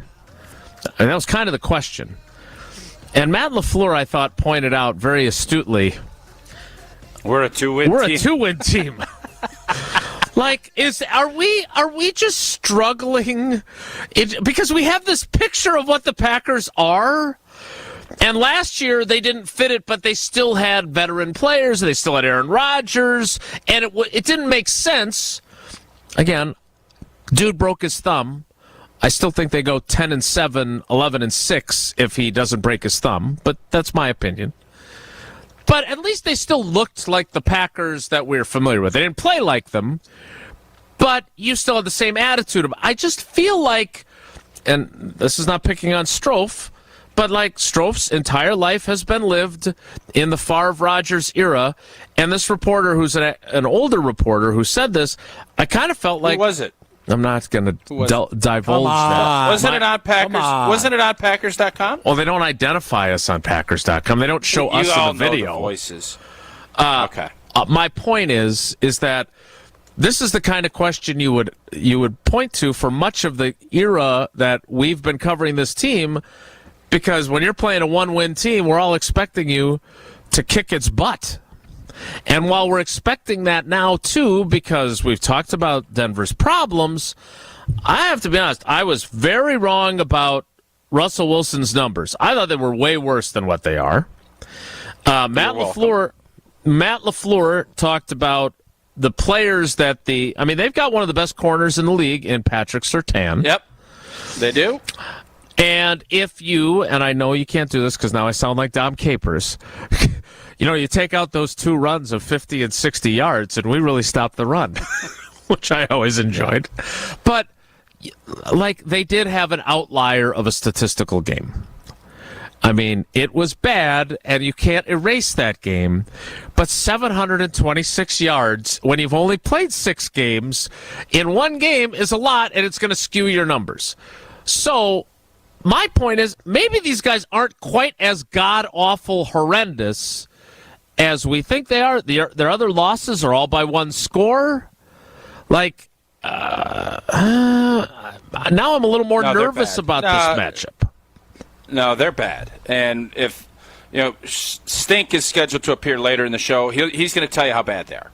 I think it's a lot more. It's dysfunctional, and it's one thing if you're building, and I think the Denver Broncos are in that bad area where they know they need to tear down, but they have enough of a structure that they're like, well, if we tear this down and with inflation rates and everything else, we just can't get out of this because of Russ's deal and the draft picks, and sure, gave up picks to get Sean Payton. So they're in that really bad space where I don't think there's the cohesion amongst the front office and the players. I lived that. 2005, you can't function as an organization when you don't have that cohesion. You feel it. Your team feels it. The locker room feels it. The front office feels it. And your fans feel it. So that's why this team, Denver, will be at best a 4 or 5 win team this year. The question is one of those wins going to be against this team? And I think Matt LaFleur has every right to point out when you have reporters saying that's where Matt LaFleur should get an apple. When he starts talking about, well, let's take the bite out of that apple and say, we only have 2 wins, okay? Because it's true. This is a tough thing for not only, it shouldn't be for the seasoned media. This shouldn't be a question because they know that answer. I don't think you would ask that because you would think, God, this isn't the Aaron Rodgers destiny fulfilled, we're going to win the division. Yeah. Now we're looking at saying, can we be the second best team in this division? If you're looking at it realistically. Now, you don't say that publicly, but that's what the thought process is. And it's not, because other teams are not looking at us the same way a lot of Strofe-like fans are looking at us and saying, well, we're the blanking Green Bay Packers, man. Right. We got a Hall of Fame quarterback. We beat anybody. I've always told you this, and whenever I speak to people, they'll talk about quarterbacks. And I'll always say the biggest differentiator that we have is that our locker room 100% believes we could win every game. Yeah, and whether or not that was delusional or not, it was completely true. And it wasn't just me. I believed it from the jump with Brett Favre, and every guy, defensive, special teams, offensive guy, believed it. And one of the great examples was the Baltimore Ravens were coming to town after they had won the Super Bowl, and their defense was back, stocked, loaded, ready to go. And that was one of those games where I think people would say, oh, boy, that's going to be tough, man. You're playing Ray Lewis and the Goose, and all these Bullware was off the edge. They had a stacked team. And I can assure you, every one of us was like, well, yeah, we're pretty dang good, too. And we went and we had a good plan, and we beat the heck out of the world champs in Green Bay. Yeah. That's the differentiator. We don't have that differentiator now. We're part of the collective mediocrity of the NFL. How the teams other half are lives. looking at us. There are not teams that are saying, ooh, Green Bay, spooky. We can't go into Lambeau. And when Aaron Rodgers was the quarterback, I guarantee you teams looked at it and said, everything's going to have to fall right for us to beat that team. You're right. That ain't happening now. Yes, this is what I'm saying. Denver and Sean Payton is looking at it saying, this is one we can get. Right. We're not playing Pat Mahomes. Yes. So then do we have to adjust, especially if they lose to Denver, what our conversation looks like? Are we contributing to that? You said it's not my job to protect people from riding the wave. Is it my job or our job to help protect them from the inflated opinion of, well, these guys suck, so there's no way we're going to lose to the Broncos the way they're playing? There's a real way that they could lose to the Broncos the way the Packers are playing. Right? Jason, the spread's 1 point. It's a 1 point spread. Las Vegas tells you a lot. How people view it. Yeah. Obviously, their information that they're getting. So I don't know if I'd say it's your job. Your job is to report where is Just trying to understand what my job is now. Yeah, I'm struggling a little bit. But part of the problem with this is, and I don't want to get you all mad at me. Oh, no. But part of the problem is, and you've admitted this, you don't want to deal with the backlash of stating what you're seeing. You don't. But I continue and Tomasky to do it. got on and said, Domofsky got on and said it's just a lot easier. You won't even you picked the Falcons to beat the Packers, and you've now said, the hell with it, I'm not picking. So you have just completely cowered, if that's a fair way to put it. Cowering, yes, I'm under the table and cowering. You should say Jordan Love has been a 50% thrower of the football. That's a fair point, and it's true. Yeah. The offense has not been very good. Also and true. For us to sit here and think, well, we should win. And by the way, we should have beaten the Las Vegas Raiders. You can't turn the ball over. We should beat the Denver Broncos. But am I shocked if we lose? No, I won't be. I am shocked if you choose to redo your bathroom and don't use Kohler Services. Doug and his team, it's been fun to work with them and talk with them about our ideas. I know you enjoyed it as well. And if you've been thinking about updating your bath or shower, like Jason has, you need to go to Kohler Services, a local end-to-end bath and shower design and remodel service brought to you by Kohler, a family-owned business in Wisconsin for 150 years. Kohler is the only manufacturer offering fast, professional installation and care for life. You can start enjoying your bath or shower right now with a special offer. You visit KohlerServicesWI.com to request your free quote. Tell them Old T sent you. Again, that's KohlerServicesWI.com. Wait, am I really supposed to tell Doug Old T sent me? Is that how I'm supposed to say that? Okay. You can say my name. Do they have a code on their website? There's not a promo code per se, but Old T is the promo code? Doug listens to the show enough. He'll know who Old T is. I think he does know who Old T is, yes. Who is Aaron Jones, and what kind of difference will he make back on this roster? That's next. It's Wilde and Tausch. This is Wilde and Tausch on 94.5 ESPN, presented by Pella Windows and Doors of Wisconsin, and sponsored by American Family Insurance. From the tee box to the green and everything golf-related in between. Who's number one? Max. Yeah, Max Homa's number one. It's not even close, right? On the tee with Gabe Neitzel and Stephen Watson. Just because he's been so open and honest already, you get a couple drinks in that guy, like, how open is he going to be? On the tee with Gabe and Stephen, presented by Wisconsin Golf Trips. Tuesday night at 6, right here on 94.5 ESPN, and available with Wisconsin On Demand wherever you get your podcasts. It's Chevy truck season, and with a Chevy Silverado, there's no such thing as an uphill battle. With a Chevy Silverado, you can take on the mountains, or you can move them. Because with impressive towing capability, an available 13.4-inch diagonal touchscreen, and the choice of powerful engines to pick from, whatever your mountain, there's a Silverado with the capability you need. Visit WisconsinDriveChevy.com. Life's better with an auto policy from American Family Insurance. No matter what dreams you're driving towards. That's because our expert agents will make you feel totally protected with the right auto coverage at the right price. You'll also save up to 23% when you bundle auto with home. American Family Insurance. Get a quote, find an agent at amfam.com. Products not available in every state. Visit amfam.com to learn how discounts may apply to you. American Family Mutual Insurance Company, SI, and its operating company, 6000 American Parkway, Madison, Wisconsin. Kevin Moret here from Mentality Men's Health. Guys, did you know that the stored belly fat reduces your free testosterone? The more the belly grows, the harder it is to drop, mostly because of the decrease in free T. It's a vicious cycle that men are losing, and unfortunately, everyone can see it. Mentality breaks that cycle with semaglutide, an industry-changing weight loss medication that can help you lose up to 15% of your body weight while preserving your testosterone. Join our over 20,000 clients to look and feel the way you deserve. In Milwaukee, go to lowtusa.com. That's lowtusa.com. Pella Windows and Doors of Wisconsin present your Badger Minute. Here's Alex Strofe. This Badger Minute brought to you by UW Credit Union. For over 90 years, UW Credit Union has helped Wisconsinites achieve their financial goals at every stage of life, offering great rates for greater possibilities. Join today at uwcu.org. Another 3-0 sweep for the Wisconsin women's volleyball team over Ohio State on Wednesday night makes it 30 consecutive sets that the Badgers have won. The nationally top-ranked Wisconsin women's volleyball team now prepares to take on number 2 on the road Saturday as the Badgers visit Nebraska. Head coach Kelly Sheffield. Nebraska, I think they've won something like almost 95% of their sets at home. They played a lot of home matches, and they haven't dropped too many sets at home. It's a tough place to go in there and play. Badger Minutes on ESPN Wisconsin are brought to you by Pella Windows and Doors of Wisconsin. Schedule an appointment online today at PellaWI.com.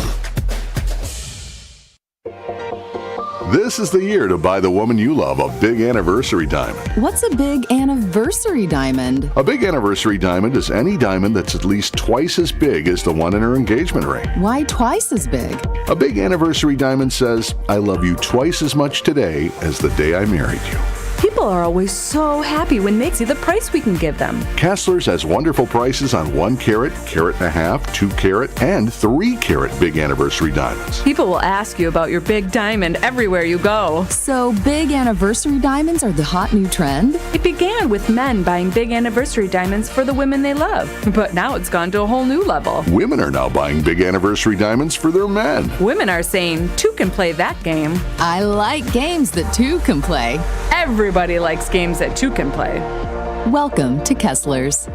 For the location nearest you, go to KesslersDiamonds.com. You're listening to Wilde and Tausch on 94.5 ESPN. Presented by Pella Windows and Doors of Wisconsin. Call Gina Della from Pella at 855-PELLA-WI or visit online at PellaWI.com/radio.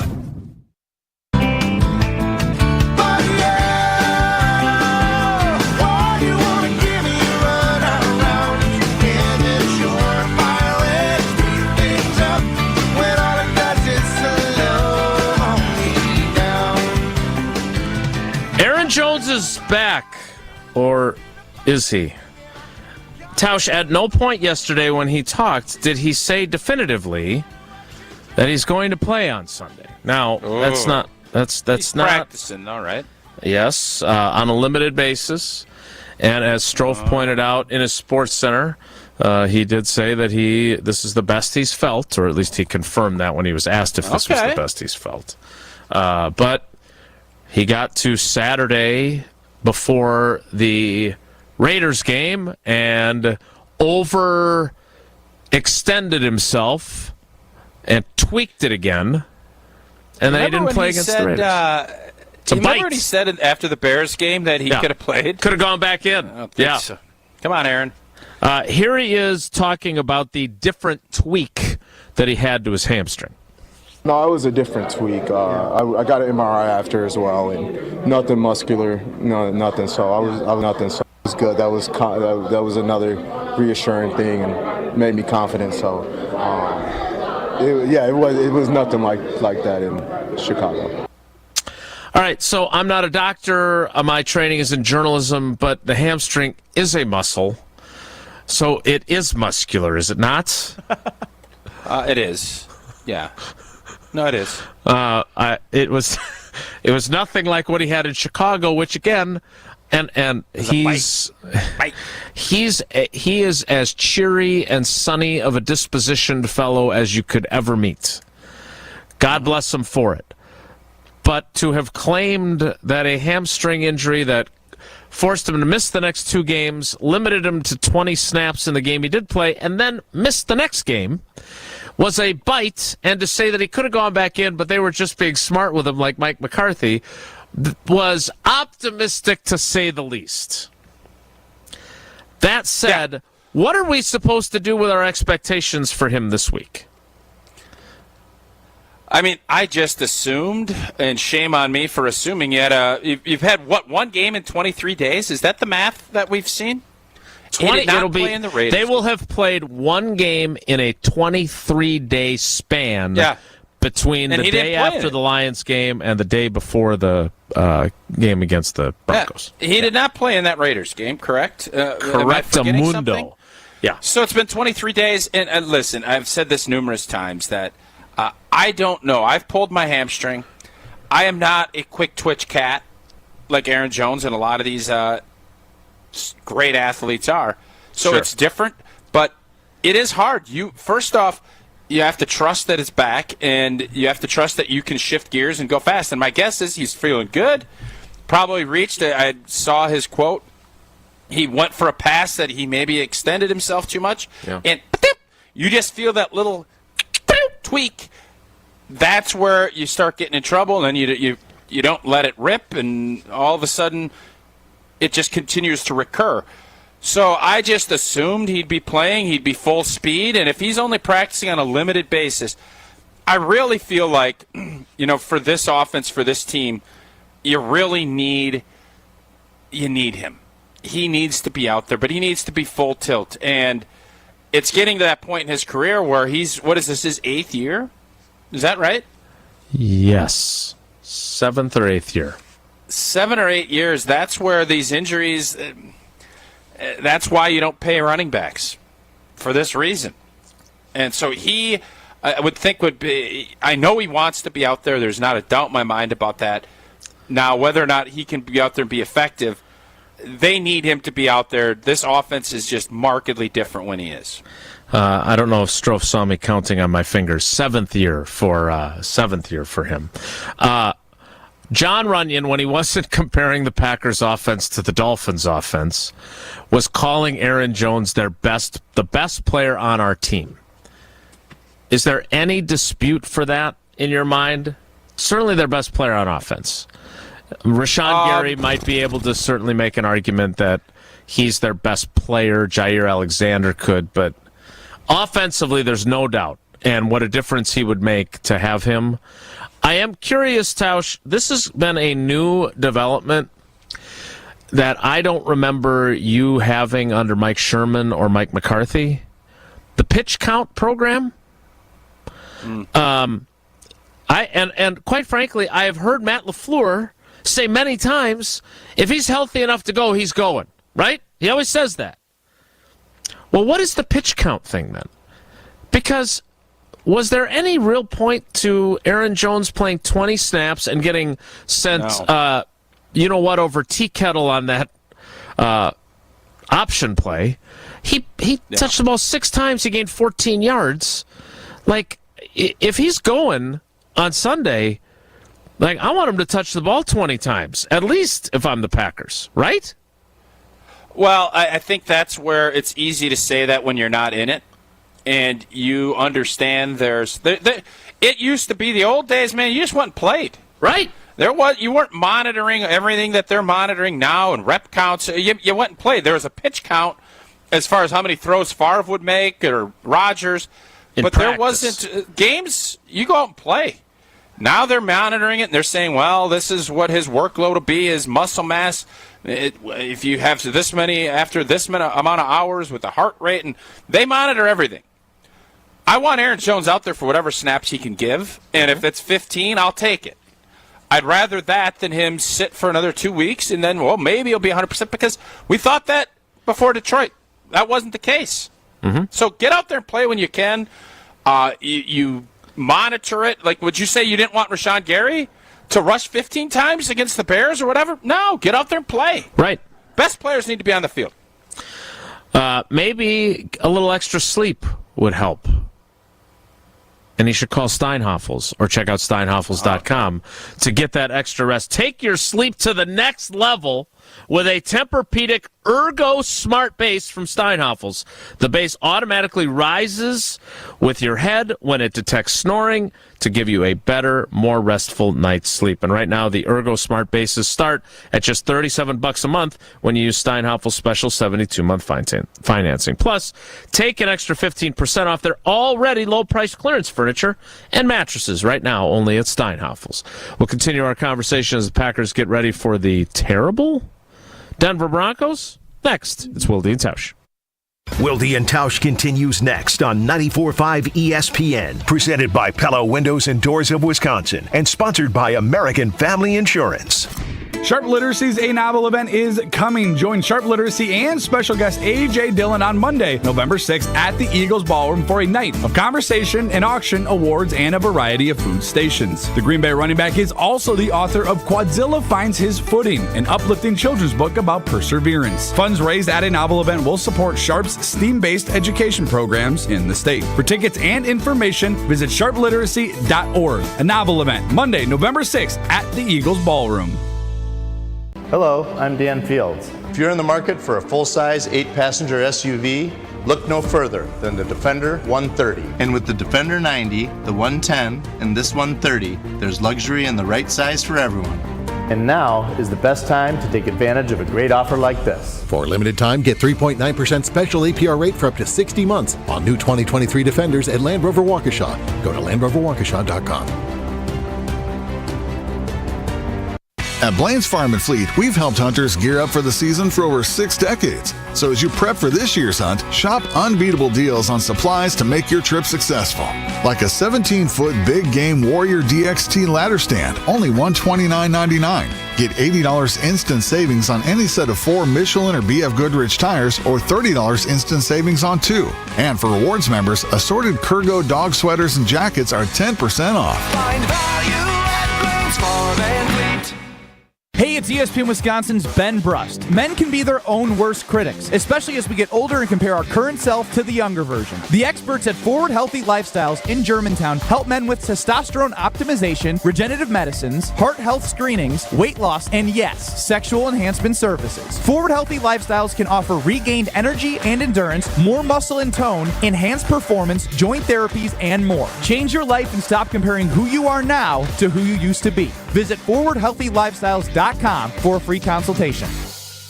Hey, this is Bo stepping in for Ridgetop Larry, here to tell you about Ridgetop Exterior's most affordable payment options, including no interest and low interest financing. For your free estimate, visit ridgetopexteriors.com. Roofing, siding, windows, and doors, visit ridgetopexteriors.com. This is a year of change for Wisconsin football. Whether it's a new quarterback or coach, our teams will be exciting to watch this season.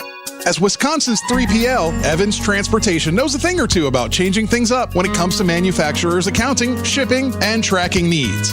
Call Evans if your supply chain team isn't running on all cylinders this season. Good luck to our Wisconsin football teams from Wisconsin's 3PL in Delafield. Find them at evanstrans.com. That's evanstrans.com. Homer here. There's a good chance you're on a budget. We all are. But she wants a diamond. You know it. And Robert Hack Diamonds knows it too, because they offer a huge collection of lab-grown diamonds. Guys, these are diamonds. They're just grown in a laboratory, which speeds up the process. At Robert Hack Diamonds, you can get a 1-carat diamond for under $600. And 2-carat diamonds, many of which go for under $1,000. Manufacturer prices are dropping fast. And Robert Hack Diamonds wants to help you save money while also giving you a great product. Some jewelers are charging nearly $5,000 for a lab-grown diamond. Not Robert Hack. Your visit will be worth it, and she'll think so too. Robert Hack also offers repair services and cash for your old gold. Stop in today. Robert Hack in Greenfield on Layton Avenue or Brookfield on Greenfield Avenue. And shop their whole lab-grown diamond and jewelry selection at roberthackdiamonds.com. Remember, great product, great price. roberthackdiamonds.com.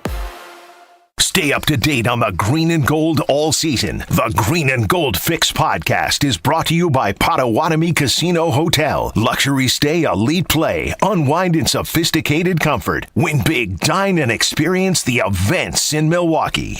Wilde and Tausch is presented by Tito's Handmade Vodka, America's original craft vodka produced in Austin, Texas, and naturally gluten-free. Tito's Handmade Vodka.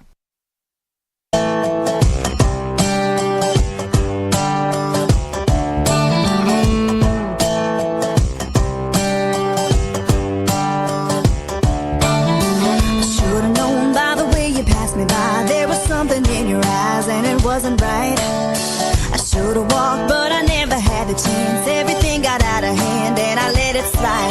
Now I only have myself to blame for falling for your stupid games. I wish my life could be the way it was before I saw your face.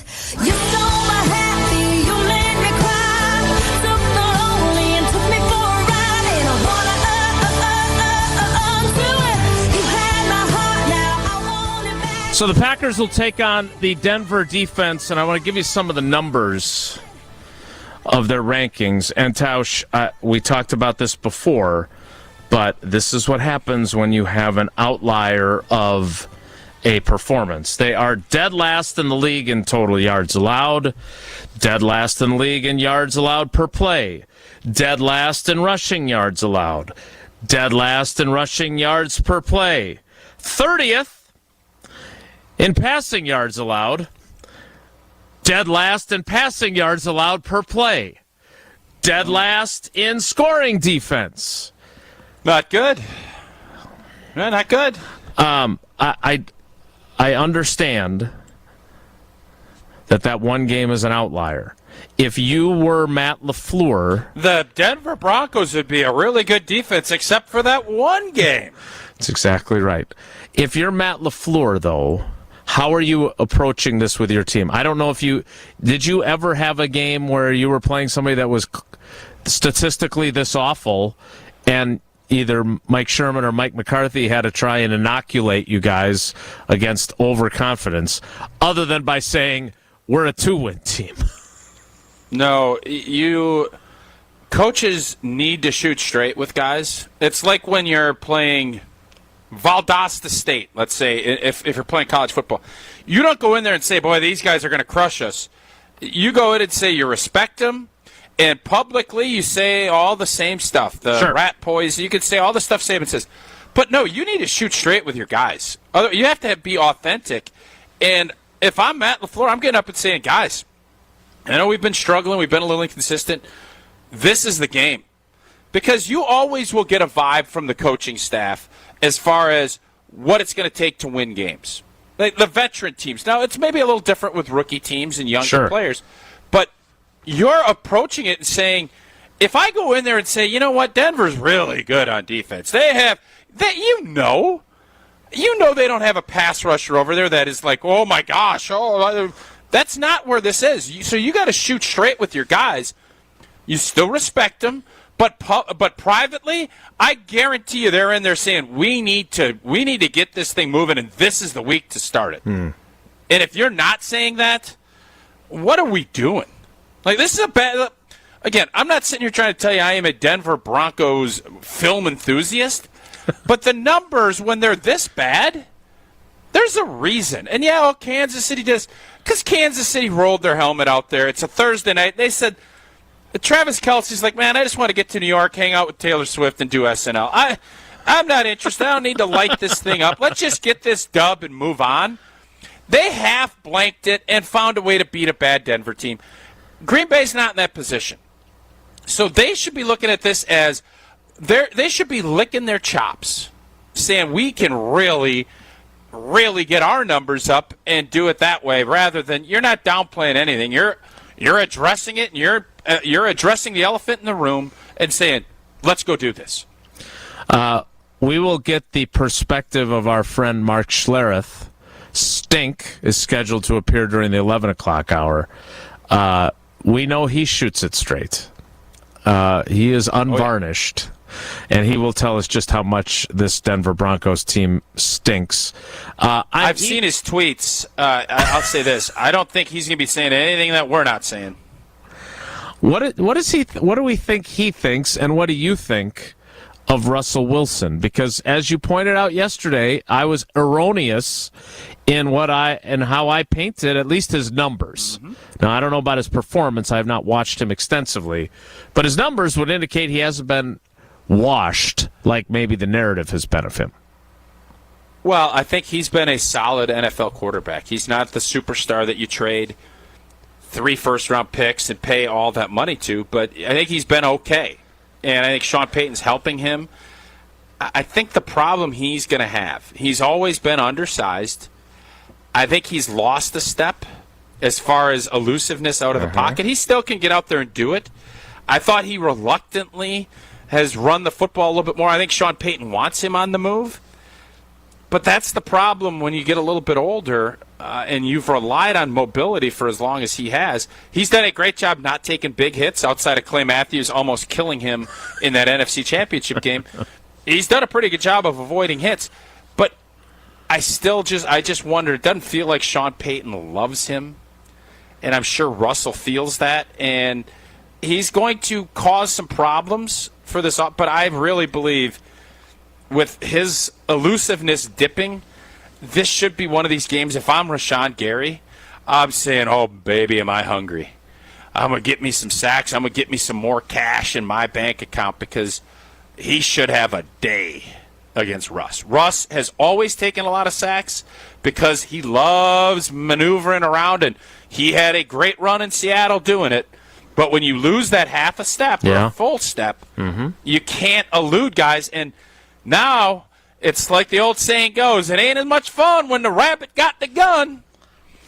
He ain't got that no more. Who said that to you recently? Because that's the second time you've brought that onto the program. No, I've been using it a bunch. Because when the shoe's on the other foot, or the rabbit's got the... That's not the no question. longer, I understand. I understand. No, I nobody understand. has said it, Jason. It's a quote that I thought was, wow, that's interesting. So wait, nobody said it? Well, somebody must have said it. No, somebody said it. No, somebody said it, and I kept... No, not an old boy original. I butchered it a few times. I thought it was something to do with a dog. But it's about the rabbit. It ain't as much fun when the rabbit got the gun. Russ no longer can do all the stuff that he wants to do. And now all those people that were chasing him around for years, trying to corral him, now they can get him. And it ain't as much fun when that rabbit got that gun.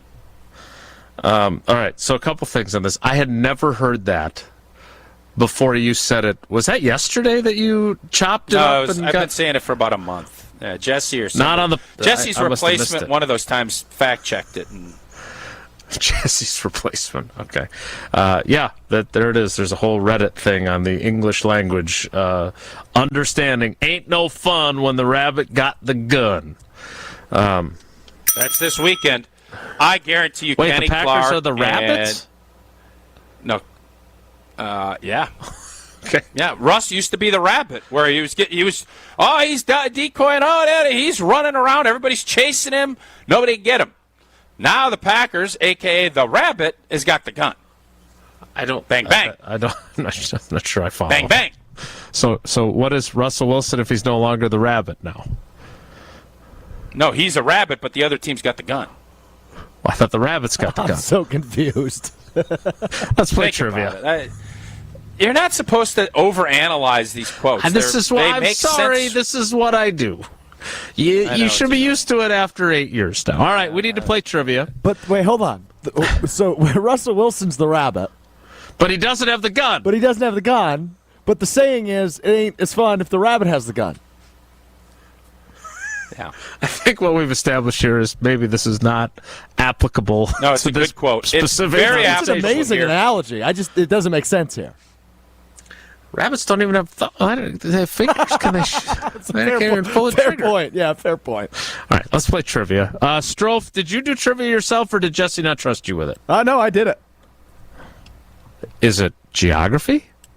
No, it's not Wednesday. It is the Wednesday sports recap. The 3 games I watched last night. Oh, I didn't know we did one of those. All right, the Wednesday sports recap. Alex Strofe, this is his 17th appearance as Jesse's replacement in the last 4 weeks. So 17, caller 17. 844-770-3776. That might be a little high. Caller 17, 844-770-3776. We'll play Wilde and Tausch trivia next. Want to remind you that if you or someone you care about has been involved in a serious accident and has experienced injuries, you know who we call. One call, that's all. Gruber Law Offices. David and his team have been great friends to the program, great supporters, great partners, but what really matters is that they're great at winning your case. So check them out online, gruber-law.com. That's where you'll find out more about the firm, about their lawyers, and about everything they do in the community. Or just give them that one call. That's all. 414-276-6666.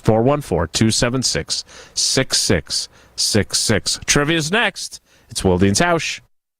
On air, online, and on demand. Get all your favorite ESPN Wisconsin content anywhere you get your podcasts for free. The new Wisconsin On Demand. It's free, it's everywhere, and it's for you.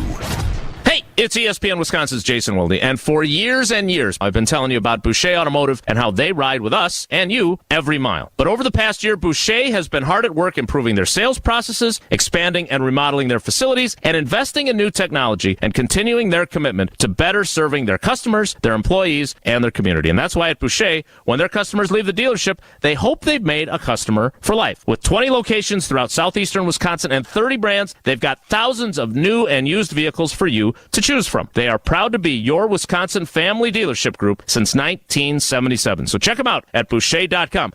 Homer here. 2-time national champion winning quarterback Tim Tebow will be in Milwaukee on Thursday, October 26th for the Great Lakes Adult and Teen Challenge Gala. Tim Tebow, college football legend, great author. Get your tickets at GreatLakesATC.com. 100 tables are filled. They should be 120. I'll buy one. Now we're at 101. GreatLakesATC.com or call 414-748-HOPE to see Tim Tebow. Tim Tebow, Thursday, October 26th in Milwaukee. Take it to the house this season and enjoy tailgating from your own backyard. Tito's wants to make sure you have the best tailgate on the block. You can win game day gear for your next gathering by entering to win at Tito'sTailgate.com. Be sure to enter by November 15th for your chance to win a Solo Stove Grill, a Broommate back tap for batch cocktails, or a Tito's football jersey. For official rules, visit Tito'sTailgate.com. Must be 21 years old to enter. Distilled and bottled in Austin, Texas. 40% alcohol by volume, namely 80 proof. Crafted to be savored responsibly. WWE Friday Night SmackDown returns to Milwaukee's Fiserv Forum October 27th. You'll see the greatest of all time, John Cena. Get some! Undisputed Universal Champion Roman Reigns, United States Champion Rey Mysterio, LA Knight, Charlotte Flair, the almighty Bobby Lashley, the Brawling Brutes, Solo Sikoa, the Street Profits, and many more in action. Tickets start at $20 at Ticketmaster. The Saganiac Planning Marquette Championship moment. Last season, expected to do nothing and did everything. Preseason, Marquette picked 9th of 11 teams. At the end, 17-3, and won the Big East regular season title by 2 games. Won the last 6 in a row, including over 2 nationally ranked teams. First Marquette team ever, outright Big East regular season conference champs.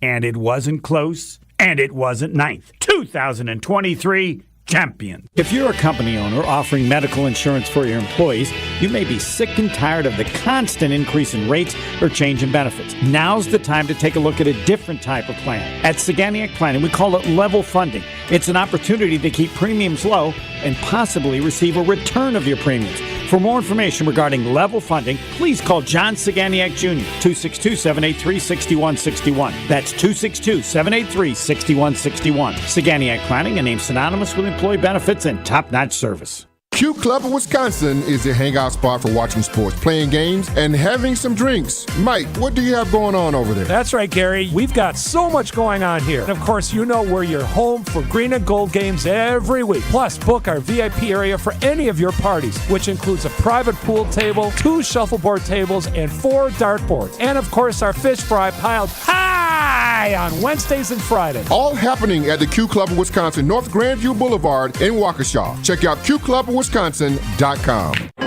Get your game on at the Island Resort and Casino with first-round picks of your favorite slots and table games. Bring friends and watch your favorite team compete on big screens.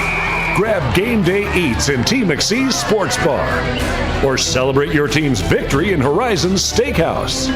To book your game time at the Island Resort and Casino, call 800-682-6040 today.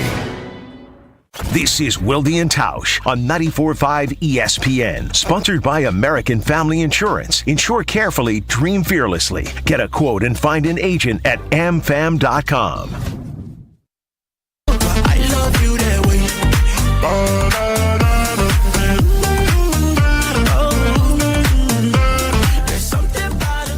Let's play some trivia. How much sports did you watch last night, Strofe? The 3 games we're asking questions about are what I had on last night. All right. Well, nice work. Here we go. Let's welcome in our contestant. It is Dan in Brothertown. Dan, it's been a while. How you been? I'll tell you, it has been a while. I've been trying to call in. I stream you guys, so I can never guess when to call in. And this time, fortunately, you guys went with number 17. And when I heard trivia, I called right away. Actually, I was caller 9 and 17. Well, we're glad to have you back. And caller 17 worked out well for you if it didn't work out well for Strofe. All right, so Strofe watched a bunch of sports last night, and he formulated his questions based on the games he watched. So here is question number 1. This Texas-based baseball team is looking to win their 2nd straight World Series and cut the ALCS lead to 2-1 with their win last night. Who are they? Houston Astros. Thanks, Jason. You're welcome. If I wanted incorrect trivia, I'd have Jesse do it. Yeah, I messed that one up. That series is at 2-1 Rangers. They had a 2-0 lead. Correct. The Astros won last night. Dan knows. I know. Now Strofe knows as well. Oh, I know. Tausch, Apparently you have not at questions? 6:45 a.m. My bad. I don't know what the heck I just saw there. Jason changed not only the complete wording of that question, but it worked out. All right. Well, I corrected Dan, here we go. That's what I'm saying. Yeah, it was a complete edit by the editor. The Wisconsin Badgers volleyball team, they have won an NCAA record 30 straight sets, which is unbelievable, including another 3-0 sweep of which Big Ten team last night? Is it Penn State, Michigan State, Ohio State? That would be Ohio State. The big one is Saturday. Number 1 versus number 2, Wisconsin versus Nebraska. $1,000 get-in is what I've been hearing. What? That ticket prices, yeah. Wow. That's what they're saying. Whether or not they're accurate or not, I don't know, but that's what they're saying. All right, Who's Dan. they? Good question. Fair. Dan, Bite of the apple. I was eating an apple yesterday, and I was thinking about that image when I was eating it. All right, question 3, Dan, for a clean sweep, the first one of the week, if you can get this question. The Las Vegas Aces won their second consecutive WNBA championship last night by defeating the New York Liberty. Who was named WNBA Finals MVP? Was it Jackie Young, Kelsey Plum, or Asia Wilson? Oh, my God. I just saw that. I'm going to say Asia Plum. Okay, well, that's not a person. Or whatever I said. What was the second one? All right, so your choices again are Jackie Young, Kelsey Plum, or Asia Wilson. And I'm going to go with Asia Wilson.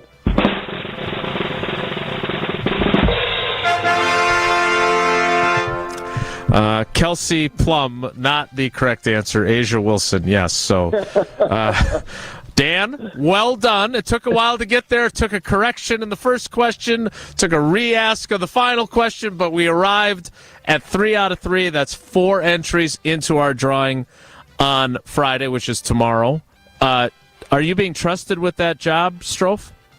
Hunter Vaughn will be writing trivia, I think. Is he off of his ban, or is he still banned? I didn't ban him. No, he's off. No, he's off of his ban. He's off. Oh, so you don't get to produce tomorrow's show. That falls to Hunter. Yeah, I'm just here today, guys. Wow. Well, I feel like we should talk to you more. Dan, great job today. We appreciate your loyalty to the show. I'm glad you were able to get in. Thanks for playing. Thanks, guys. Take care. Wait, so you're not... Jesse's missing 2 days, but you're only filling in once?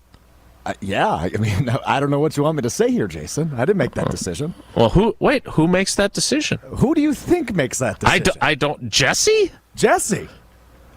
Okay, we need to really reevaluate our power structure, don't you think? No comment, Tausch. I'll let you answer for me. Whoa, Strophy. What did you? I mean, I think that what Jesse's trying to do is spread it around. Spread his workload around to lots of people so they don't all have to burden it. Working extra because Strophy, I believe, has Green Bay game day coming up on Sunday. Yeah, we're going to talk about that. He's got his playoffs tomorrow. He's got his show. He's got Prep Mania. So yeah, I think Jesse's just trying to look out for Strophy. Well, that's I'm nice. on Jesse's side on this one. Well, then let's raise a glass of Tito's to Jesse for managing Strofe's workload so considerately. Take it to the house this season, and you can enjoy tailgating from your own backyard. Tito's wants to make sure you have the best tailgate on the block. You could win game day gear for your next gathering simply by entering to win at Tito'sTailgate.com. Be sure to enter by November 15th for your chance to win a Solo stove grill, a Brewmate back tap for bashed cocktails, or a Tito's football jersey. For official rules, visit Tito'sTailgate.com. You must be 21 to enter. Crafted to be savored responsibly. All right, Tausch stole my thunder a little bit because I wanted to talk to Strophy about Green Bay game day, the big Packers-Broncos showdown and give, now that I know he's not going to be on tomorrow, even more airtime to Strophe. We'll kick off the 11 o'clock hour with a little more Strophe. Next, it's Wilde and Tausch. Don't go anywhere. Another hour of Wilde and Tausch, presented by Pella Windows and Doors of Wisconsin, is coming up next on ESPN Wisconsin, the ESPN app, and Wisconsin On Demand. A bank that goes the extra yard? You got it. Show your love for the green and gold with Packers checking only from Associated Bank. Make every transaction a touchdown with your Packers debit MasterCard. And when you use it at the Packers Pro Shop, at the stadium, or online, you'll get 10% off. Associated Bank's Packers checking scores the home field advantage by delivering Midwest-based customer care, outstanding value, and more. Get in the game and learn more today at AssociatedBank.com/Packers. Member FDIC. WTMJ's Vince Vitrano here. You know, I played sports my entire life, been hurt a lot of times, but never had been injured until I had to stop doing the sports I enjoyed because my knee flat wouldn't allow it. I visited Orthopedic Associates of Wisconsin, where they took great care of me. I put my knee in their doctors' capable hands, and now I'm back in the gym, carrying my golf bag, pain-free for 18 holes, and playing tennis as often as I like with no issues. I'd recommend Orthopedic Associates of Wisconsin to anyone. Visit orthowisconsin.com. At Blaine's Farm and Fleet, we've helped hunters gear up for the season for over 6 decades. So as you prep for this year's hunt, shop unbeatable deals on supplies to make your trip successful. Like 40-pound bags of Easy Heat wood fuel pellets, just $4.99. 42-megapixel Moultrie trail cam kits, only $69.99. While you're in for hunting gear, save $8 on select bags of Iams dog food. And a 2.5-ton Laren floor jack with case is on sale, $64.99. Find value at Blaine's Farm and Fleet. Tired of power outages disrupting your life? Make them a thing of the past by getting a Generac home standby generator from Adams Generators. Adams Generators is the largest and #1 rated Generac dealer in Wisconsin. With 24/7 emergency support, our factory-trained technicians are standing by to assist you. Visit adamspower.com/generators to make sure your power always stays on. That's adamspower.com/generators. Brad Nortman here. Catch me on KBN, weekdays from 2 to 5. 94.5 ESPN is WKTI and WKTI HD Milwaukee. A locally owned Good Karma brand station.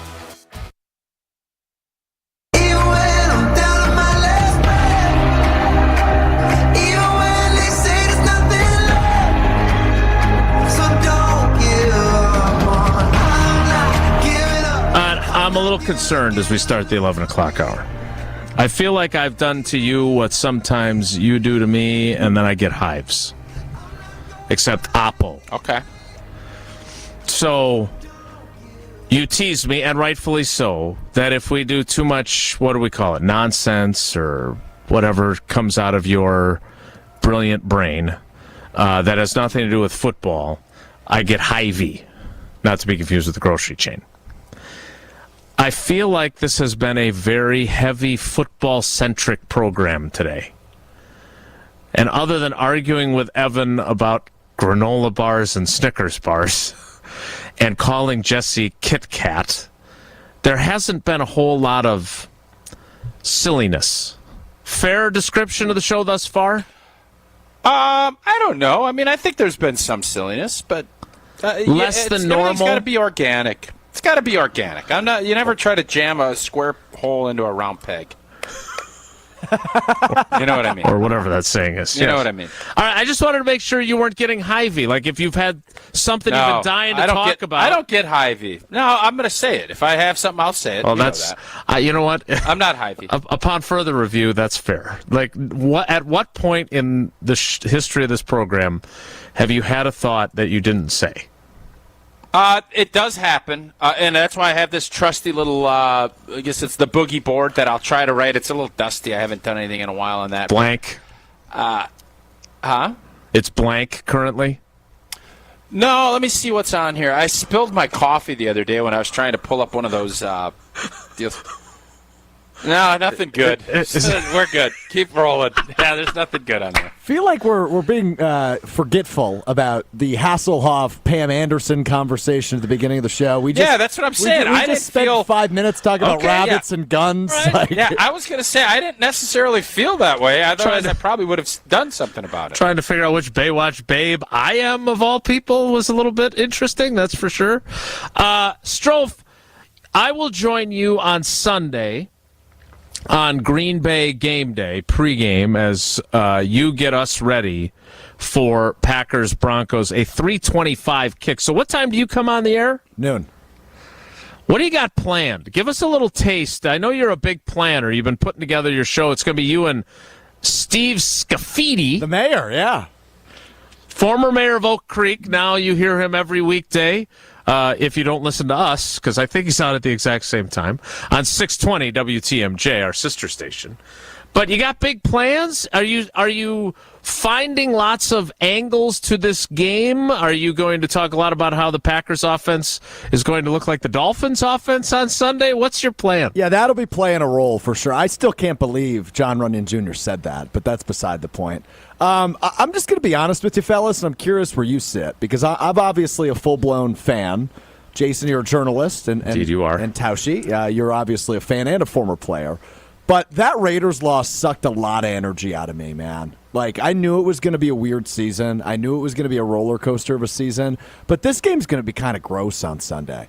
Like, these are two bad teams, I think. I don't really know what the Packers are. I know Denver's bad. And I don't feel a ton of juice for this one. Now, there's not a lot of juice for it. If you look at, I always love, somebody sends that map out on Twitter. Oh, the TV Kevin map. Harlan's calling the game. And it kind of tells you which markets get your game. And for years, the G&G have been on the national spotlight, whether it's Thursday night, Monday night, Sunday night, 325. This is as skinny of a viewing area as you could have. They literally basically carved out the Rocky Mountain area, straight down longitudinally, and then a little bit of the UP and Wisconsin. That's who's getting this game. Everybody else is getting the Chargers-Chiefs. There ain't a lot of juice for this game. You have a bad team and a team that we don't know if they're good, but they certainly aren't right now. That's the nicest way to put this 2-3 team. So there is no juice.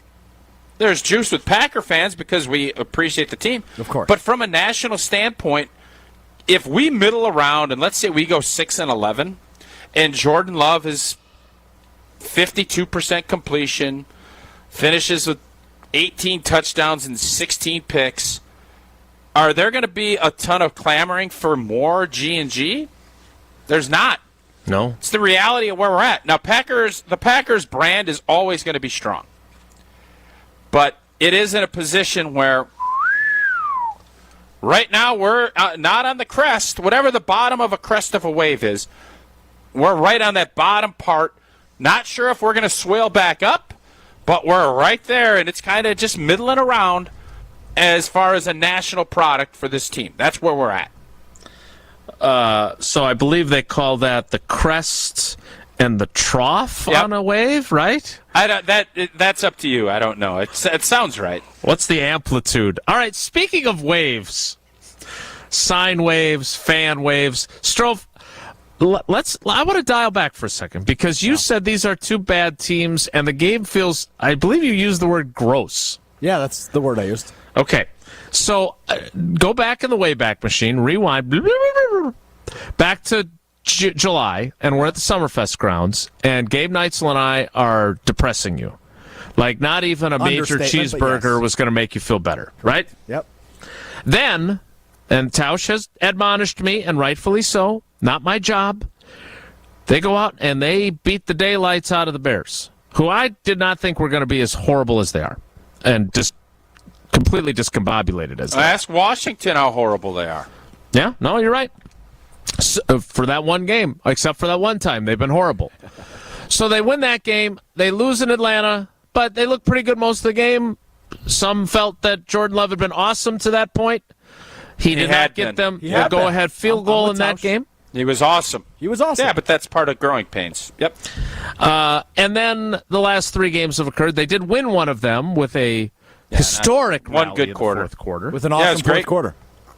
Yep, great one. What has your surfing been like as a fan? Because I feel like you are very strophy with calling this game gross and calling the Packers. When you say this is a game between 2 bad teams, that means you consider the Packers to be a bad team. Yeah, right now they are. Yeah, I mean, look, we went into that Monday night game a week and a half ago against Las Vegas thinking they're a bad team, and they were beat up. Right, their defense, they were missing 2 of their top 3 defensive backs. That was a game where Jordan Love should have gone in there and shown us some stuff. And what he showed us was 3 interceptions and no touchdowns. So, yeah, coming out of that one, I was kind of hitting the panic button a little bit, fellas. I wasn't feeling super confident about the remainder of this season. Now, you get the bye week. You get some health. Aaron Jones, though I don't know if I believe him, says he's as healthy as he's been all year since week 1. He's the best player on that offense, as you guys talked about before, so he changes the complexion of this offense. But Matt LaFleur, as Tausch brought up earlier, and I'm glad he did, has not been as innovative or creative as we've anticipated through 5 games. And that's concerning to me. They don't trust Jordan Love to throw the deep ball. They're throwing 2-yard dump-offs on 3rd and 7 multiple times against a bad defense in the Raiders. Wait a minute now, because they're throwing a lot of they're deep throwing balls. too many I would deep balls. disagree with Strophe. And you got Jordan Love talking about how he's got to take the completions that are there that he's not doing right now. So what? And also, but on 3rd and 8, you can't be throwing the ball 6 yards behind the sticks, and they did that multiple times against a bad defense. You heard John Runyon tell you what they're doing on offense is get the ball into the hands of our playmakers and make a guy miss. Yeah, let's score 37 points a game, does. and I'll listen to him. Let's score 37 points a game. Oh, burn. And as far as the innovation, and I know that I have now been painted as a Matt LaFleur apologist on the program. Well, there's no painting. You admit that you're a Matt LaFleur apologist. No, I'm not an apologist. You've admitted that. No, I have not. You've been pretty... I've asked you and pinned you down. My position is, with the roster he's been given by your guy on offense, he doesn't know how to put together a game plan that's going to work for these young fellows. And how innovative can you be when on 3rd and 3 your stud tight end can't run the route right? On a very basic route. Like, that's... Whose job is that? Come on, that's his job to get... You put the people out there that can do it. That's on Matt LaFleur. Oh, wait a minute now. Who's he going to put in a tight end instead? Oh, you got to get Ben Simmons more snaps? Martellus Bennett. Bring Martellus Bennett. Oh, yeah, play Tucker Kraft more. Like, at some point, Jason, at some point, your system is what it is. And you can go Musgrave. I get what you're saying. That's a fair point. But then you should have those plays dialed up, especially early in the game, to know, hey, I know that this is going to be dialed up. I'm going to rep the heck out of this so that Musgrave knows this is what he's doing. Mistakes are going to happen. We all get that. But this idea, oh, poor Matt, he's got all these young players. That is what you're saying, by the way. You're not acting like you're saying it. You are saying it. I'm saying, do you not agree? I don't know, what's the youngest team you ever played on? Yeah, this is an incredibly young team. I get it.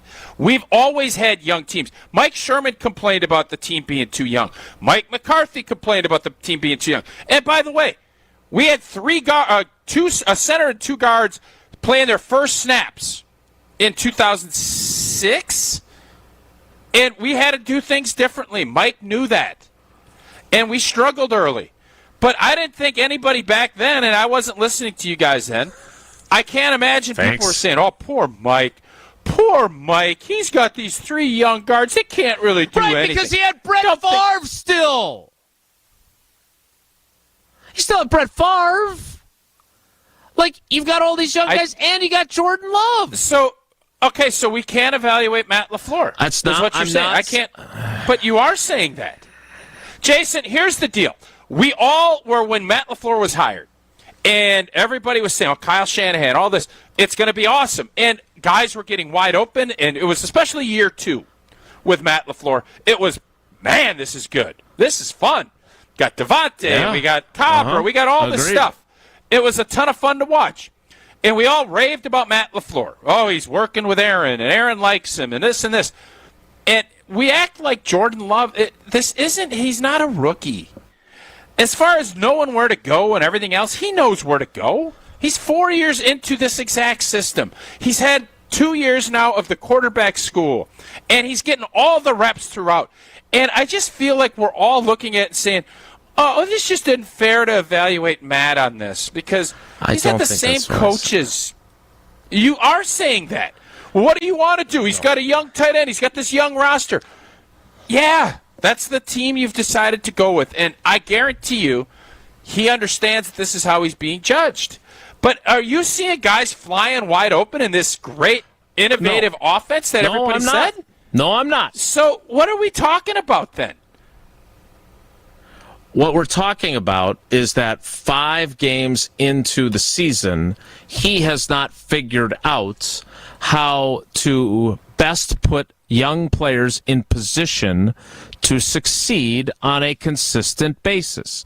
That is both a criticism and a let's wait and see if he can figure this you-know-what out or not. Because if this continues for another 5 games, I will join your club, as Homer would say. That what the hell are we doing? But it feels to me like he's in a trial and error mode of what the hell are these guys going to be able to do consistently. And a play like the one that is busted by Luke Musgrave, who I saw him in the locker room yesterday. He was in a hurry. I said, do you have a couple minutes tomorrow? Can you make sure you carve out? Because I don't want to be criticizing him without talking to him. You know this from when I covered you. That is one of my core tenets. I want to talk to the guy about it. But he is experiencing young guy mistakes, which is what we said. How many times did Mark Chmura or Matt LaFleur or us say tight end is the hardest position to play effectively as a rookie? Well, guess what? Yeah. That's what's happening. Beyond quarterback, that's exactly what it is, right? This isn't, but he's not a rookie coach. Like that it's I get that you have young players. You develop players. Christian Watson and Romeo Doubs have had 2 truncated off seasons, and they're not. Are they making mistakes? Because if they are, what are you doing? Christian Watson's played in 2 games. One of them on a limited snap count. Dropped the deep ball that could have been a big completion. Did not do his part on the interception to end the Packers' threat in their loss to the Raiders. So, yeah, he's still making mistakes. Romeo Doubs, 2 plays before the interception, dropped a pass in a very critical situation. So, yeah, he's still making young guy mistakes. Like, they're just I'm not excusing it. I'm saying this is still part of the process, and if this does not get better, I will jump on the bandwagon of what the hell are you doing? How can you not figure this out? You're not excusing it. You're not excusing it, but you're making excuses. That's what you're doing. You are. I'm not going to excuse it, but they got Musgrave who doesn't know, and this guy's hurt. Well, this guy's hurt, and this guy is the same as making excuses. But it is, though. Excuse me? You know it is. Yeah, exactly. The bottom line on it is I think Matt LaFleur is a very smart coach. I do. Just doesn't look like one right now. Well, I feel like we're kind of just because he's good with the media, he's nice to you guys. I don't think he's that good with the media. I don't think that. Well, he's nice to you. I feel like you're restricting. You are much more critical of Joe Barry, and I would argue Joe Barry's defense has been a heck of a lot better than Matt LaFleur's offense has been. I agree. They've got all the veterans on their side of the ball. And they didn't stop the run in 2 games where each team ran for 211 yards, and that's bad. And Joe Barry himself said we can't have good game, bad game, good game, bad game. So even Joe Barry himself is saying that they had bad games as a defense. Yeah. Well, what? Yeah. Yeah, what? If you had to pick, all right, you get a draft. You have to draft these coaches. You get LaFleur, McDaniel, Kyle Shanahan, and Sean McVay. How's that draft order go for Jason J. Wilde? Give me my choices again.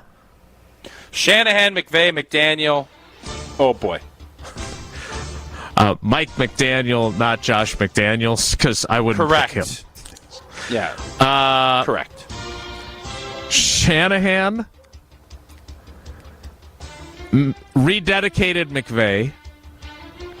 Yep. Right? We established that. McDaniel, but moving up the hit parade. LaFleur. There you go. That's all I've been saying. We have lumped him in as far as... No, that is what I've been saying. Well, we just lumped him in now into that group. Jason, Kyle Shanahan drafted a guy, wasted a bunch of picks, had veterans. They won with veterans. He's won with the Mr. Irrelevant before Strofe is Mr. Irrelevant. Okay? Uh-huh. You're telling me that you would take these three coaches ahead of Matt LaFleur.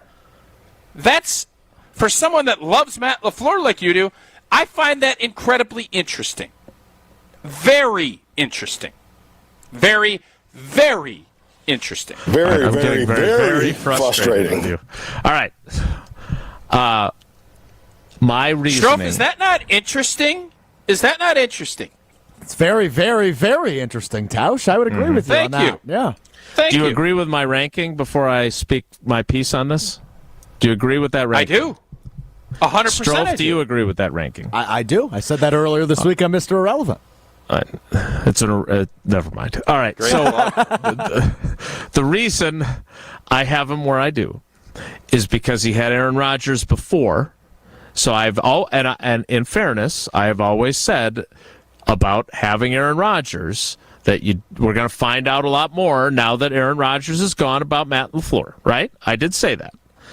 You did. So far, what we have found out has not been as exciting as what we found out about Mike McDaniel in Miami. Now, he's got a quarterback who was in the same draft class as Jordan Love, but has played more.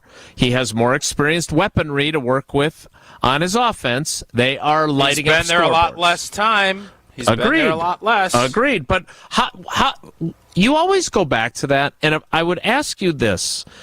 How much does the time you've been there matter when all the players that you're coaching weren't there for most of it? As a coach, that's a serious question. That's a serious question. Experience matters as a coach. You go through things, you get better at clock management, you get better at a lot of stuff, and guys know your system. So it matters. Yes, it matters you got young players too, but if it doesn't matter, then what are we doing? I understand, but what I'm saying is if your system is established, let's say it's been established with veteran players for most of your tenure, and now you don't have veteran players, you can't run the exact same stuff. It's different. It just, and like right now, I know we love Zach Tom on this show, and we think he's really good. They're also starting 2 second-year tackles. And as good as you and Cliffy turned out to be, wouldn't you agree that even then, you had your growing pains in 01, the two of you? My second year, I was pretty good. No, I'm just being honest. I agree. First year, you could make that claim. Sure. Okay. I'll take me in my second year all day. So is Rasheed Walker you in year 1? Because he ain't as good as you. He ain't as good as you were in year 2. I think Rasheed Walker's going through it.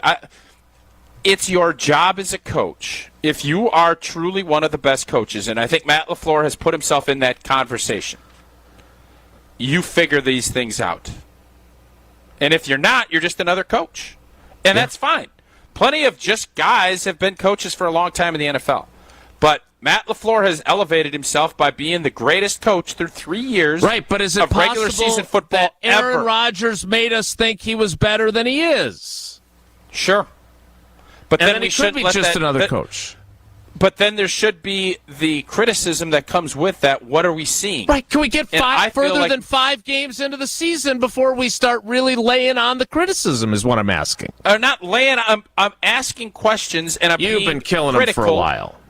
I've been critical of this season. Yes, I have been. I'm not laying on the criticism. I've been critical. I don't understand how anyone.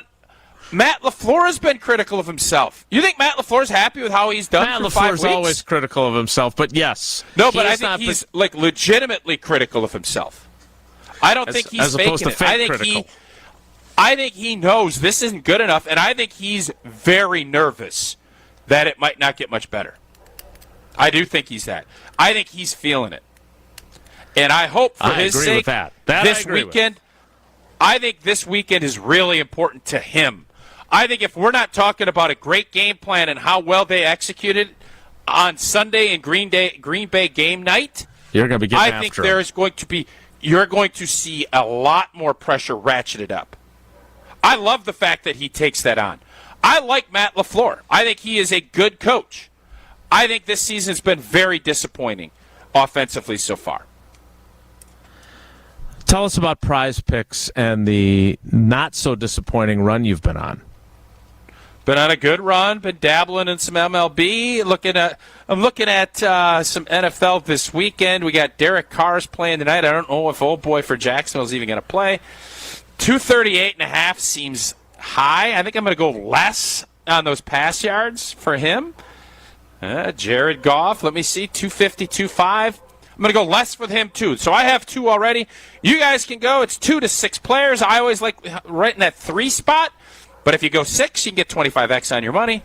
Prize Picks does not have you going against other people. You're not going against Strophy or Wilde or me. You're just going against Prize Picks' projections. And if you wanted WNBA, last night was your night.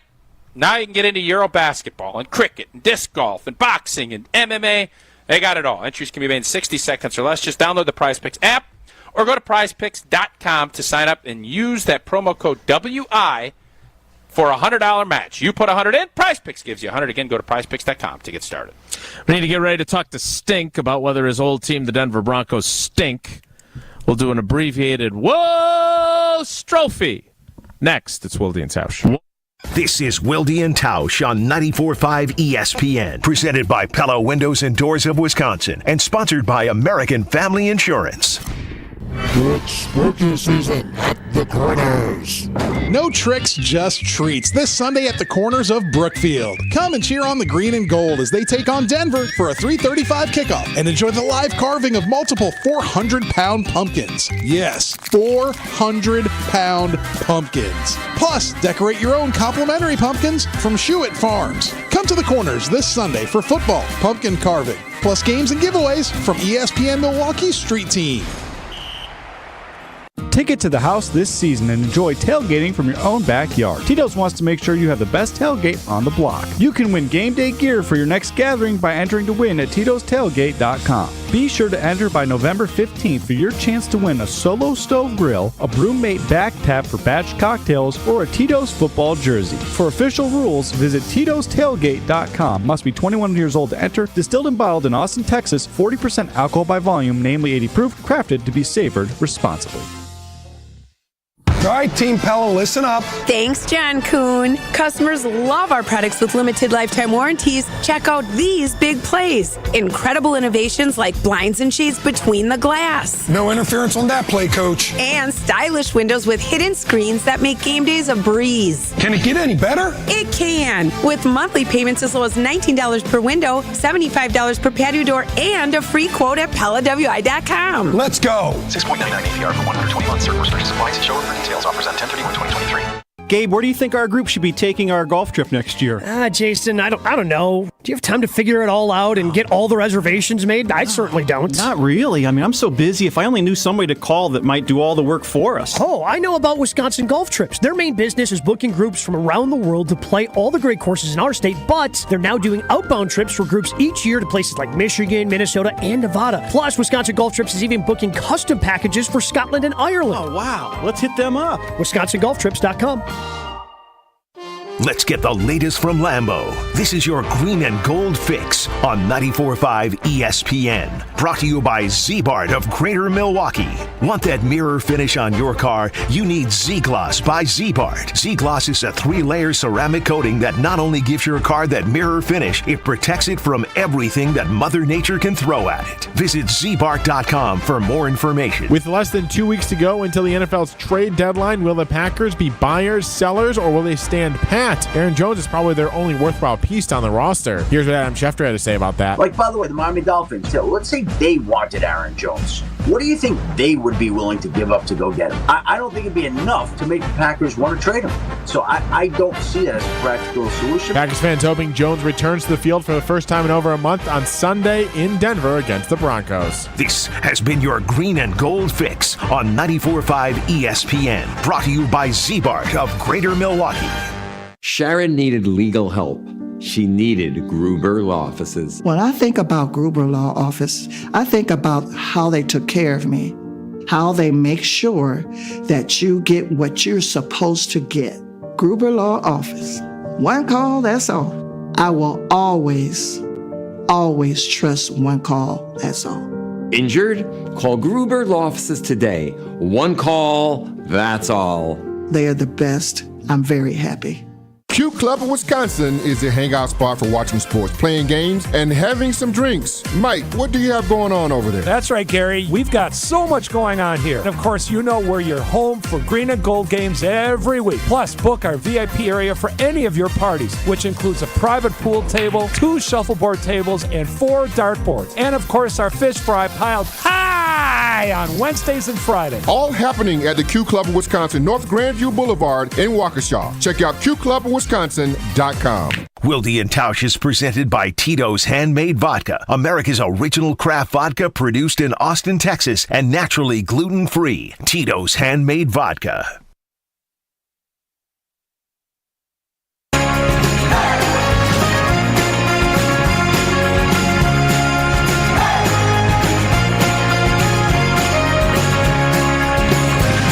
We got to get ready for Stink.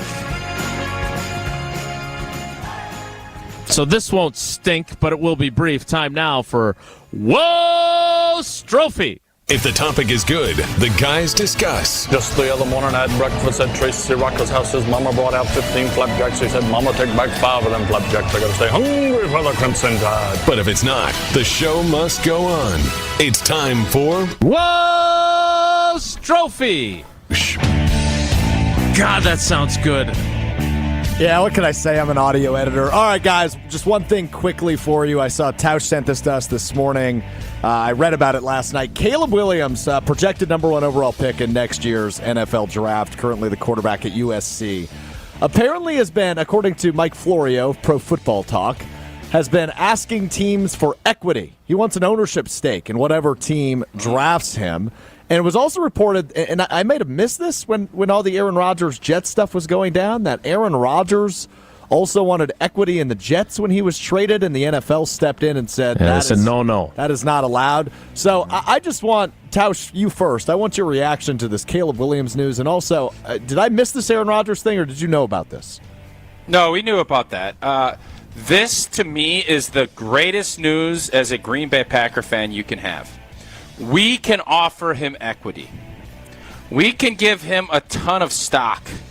He can buy as many $250 shares of stock that he wants, and he will have equity in the Green Bay Packers. So if the Jordan Love experiment doesn't work, if Caleb Williams sticks to his guns and says, I'm only going somewhere I can get equity, oh, jeez, G&G is the only place he can come. I love it. I think it's great news for Packer fans. Except you don't get equity. No, you do. No, you don't. It's non-voting and non-binding. No, there's equity. Non-voting, non-binding, no dividend. No dividend. Which I think is what he's seeking. Oh, see, he wasn't as precise there. Yeah, so yeah. I think, by the way, I would love for a player to pull this off. Yeah. I think, you know how we always talk about ESOPs with businesses? Yes. And retention plans? Employee-owned. I would love for Pat Mahomes and Joe Burrow and some of these cats to just say, no, you have to do it in the prime of your career. And nothing as you're playing, but you can buy into the team and you can defer some of your money and say, all right, I get 2-3% of this, because the part of this that always gets lost when the owners are crying poor and saying, well, we can't give 50% of the revenue to the players, the part that always gets lost in it is Jerry Jones bought it for $100 million. He's now worth $9 billion. Yeah. You know who doesn't see any of that? Players. And I get it. Ownership has its privileges. I completely get it. But if you're good enough and your services being withheld can do damage, they can't just arbitrarily make that rule. Owners have to stick to it. And Mark Davis, I feel like he might be a little cash-strapped. Instead of giving Caleb Williams $150 million guaranteed, we'll give you a 2% piece of the pie. Love it. Love it. He ain't going to get it, and owners will never allow it. Mm-hmm. But I love the idea. I love it. He's got Tom Brady's cash influx now into both the Raiders and the Aces. It's not Bitcoin, I know that. No, it's not. I am always on the side of players on this. This is great. I appreciate his efforts. Tausch is right. It's not going to work. But great news for Packer fans, though. Great news. If that is, but they've already got an awesome quarterback. We hope so. We do. Well, if Caleb Williams does go to the Packers and he gets his ownership stake in the form of $250 stock certificates, he will also have lots of money, and he can put it in his Associated Bank checking account, because that's the official bank of the Packers, and it would be smart if he owned part of the Packers to join up with Associated Bank, and he could get Packers checking, and he'd have a Packers debit MasterCard. And he'd get 10% off in addition to his employee/owner discount at the Packers Pro Shop. More importantly, he'd be getting the best customer service in the industry. Associated Bank has the awards to prove it. So check out AssociatedBank.com/Packers. And if at some point Caleb Williams becomes their quarterback, I'm guessing that he may be a spokesman for them. And you can go to Associated Bank and check out more about him. But for now, it's just AssociatedBank.com/Packers. Mark Schlereth will not stink when he joins us next. It's Wilde and Tausch. Wilde and Tausch is presented by Pella Windows and Doors of Wisconsin. Call Gina Della from Pella at 855-PELLA-WI or visit online at PellaWI.com/radio. If you can't get a good night's sleep, let me ask you, are you breathing well? Because if you're snoring or waking up each night with a stuffed up nose or frustrated with your CPAP mask, the root of your sleep problem lies in your breathing triangle. And if any one of those passages isn't working, you won't sleep well. And there's no mattress, pill, or other gimmick that can fix that. I'm Dr. Madan Kandula. A recipe for a good night's sleep starts with an open airway. Now, there are devices that can help solve snoring or sleep apnea problems. If you walk into a sleep center, know you'll walk out with a CPAP. And you might find other options elsewhere. But the simple truth is, if your nose doesn't work properly, no device will help. Only at Advent will you find every effective snoring and sleep apnea solution, along with a world-class team that can get your nose working properly again. Go to adventknows.com to schedule your appointment, because Advent knows when you breathe well, you live better.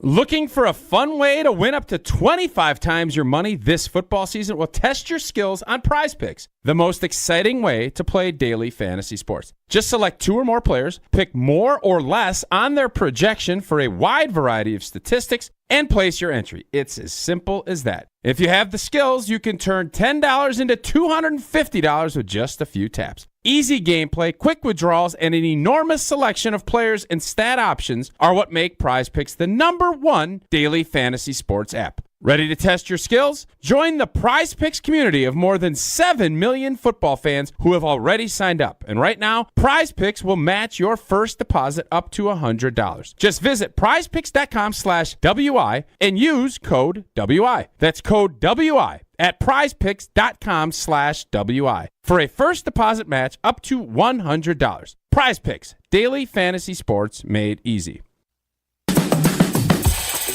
Kelley Blue Book is the one-stop shop for pricing, fixing, selling, and instant cash offering.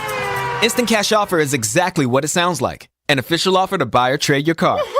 Just enter your VIN or license plate, answer a few questions about your car's history, and what kind of condition it's in. In minutes, you'll receive an offer to sell or trade your car that you can be sure is fair. Then choose a dealer to purchase your car and schedule a time to meet. For all of the its, KBB.com. Hey, at Total Wine & More, you'll love what you find this Halloween. Me thirsty. Oh, hey, Frankenstein. Did you enjoy that Cabernet? Oh, good. Want margarita? Well, all the villagers are raving about this tequila. Ooh. And we have it at the lowest price in town. Economical. With the lowest prices for over 30 years, you'll always find what you love and love what you find. Only at Total Wine & More. Drink responsibly, B21. It takes a team to meet just about any goal, and that's as true on the football field as it is in the office. So it's good to know that you have the Gordon Flesch Company on your side. For more than 60 years, GFC has provided cutting-edge office technology for companies of all sizes, and as the nation's largest Canon dealer, GFC delivers the latest office technology, serviced, and is supported by the most experienced professionals in the industry. That's business technology managed. Visit gflesh.com to learn more.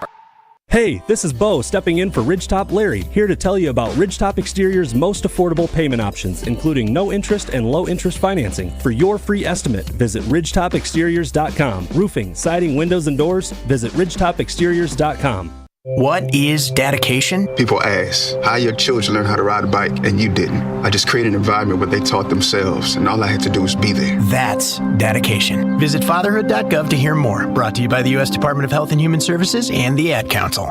You're listening to Wilde and Tausch on 94.5 ESPN. Presented by Pella Windows and Doors of Wisconsin and sponsored by American Family Insurance.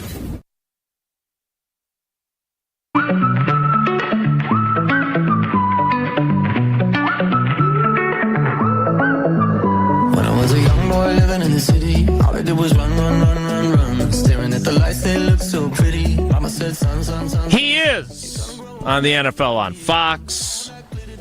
He's on 104.3 The Fan in Denver. I personally know him, as the guy who helped beat the Packers in Super Bowl 32 when I rode the media bus and said, I don't see any way they lose this game. And when I'm hungry for some stinking good chilies. Right? We've talked about that when he's joined us before. I don't think it's plural. I think it's just stinking good chili. Well, there's a bunch of different flavors, though. There's like chicken. Okay. Yeah? No? Pork is his best, I think. You think so? We'll ask him. Yeah, I do. It is our friend Mark Schlereth on Wilde and Tausch. Stink, how are you, bud? I'm doing great. How are you guys doing? All right, what's the best chili? Oh, the hot pork. That's what they used to call me in high school. Is my nickname, Hot Pork. Hot Pork. So yeah, absolutely. That's no question. That's the best one. Okay, well there you have it. Since we like to call you Stink, and you're stinking good when you're on the show, do the Denver Broncos stink, or are they being misrepresented? Oh no, they're awful. They're 100%. They're awful. And I mean, it's easy to point the finger at the quarterback and say, "Oh, it's the quarterback, and he's not any good." But I just think that one of the toughest things to do in the National Football League is to come in and change the culture of an organization that has been awful for quite some time. And for forever, it's been about pointing the finger at the coach. It was Vance Joseph, and it was his staff, and he went through two different offensive coordinators. It was Mike McCoy, it was Bill Musgrave. Oh, no, it's Vic Fangio and the ball coach, and, it's Rick Scangarello. No, he's no good. It's, Pat Shermer. Oh, he's not good. He's practicing incompletions. And then it's, let's get rid of it and go to Nathaniel Hackett, new school, and not practice and not touch each other. And, no, it's not the players. It's him, And like the bottom line, at some point, don't you have to point the finger at the players and say you don't have the right players? Mm-hmm. And I will tell you one thing about just playing in general. And maybe it's a little bit different than it was when Tausch was playing or when I was playing. But the bottom line is, any good team I've ever been a part of, the players ran the organization. I mean, the coach ain't going to make one tackle, he ain't going to throw one block. And if you asked your coach to go out and throw a block or make a tackle, he'd be standing in a puddle of piss. He'd be so scared. So the bottom line is, if you don't have the players to say, hey, we're not, that's not what we're putting up with. We're like a lack of effort or whatever the case may be, that it's not going to happen here while we're playing. If you don't have those guys on your team, then it doesn't matter how much the coach, grinds you or whatever. You just don't have the right players. So at some point, you got to point to the players and say, they're not good enough. All right, Stink, I need you to help me with this. This is off topic. We'll get back to the current Broncos, who are awful, as you put it, in a moment. But there is an argument that we have on this show, and it's happened a couple times.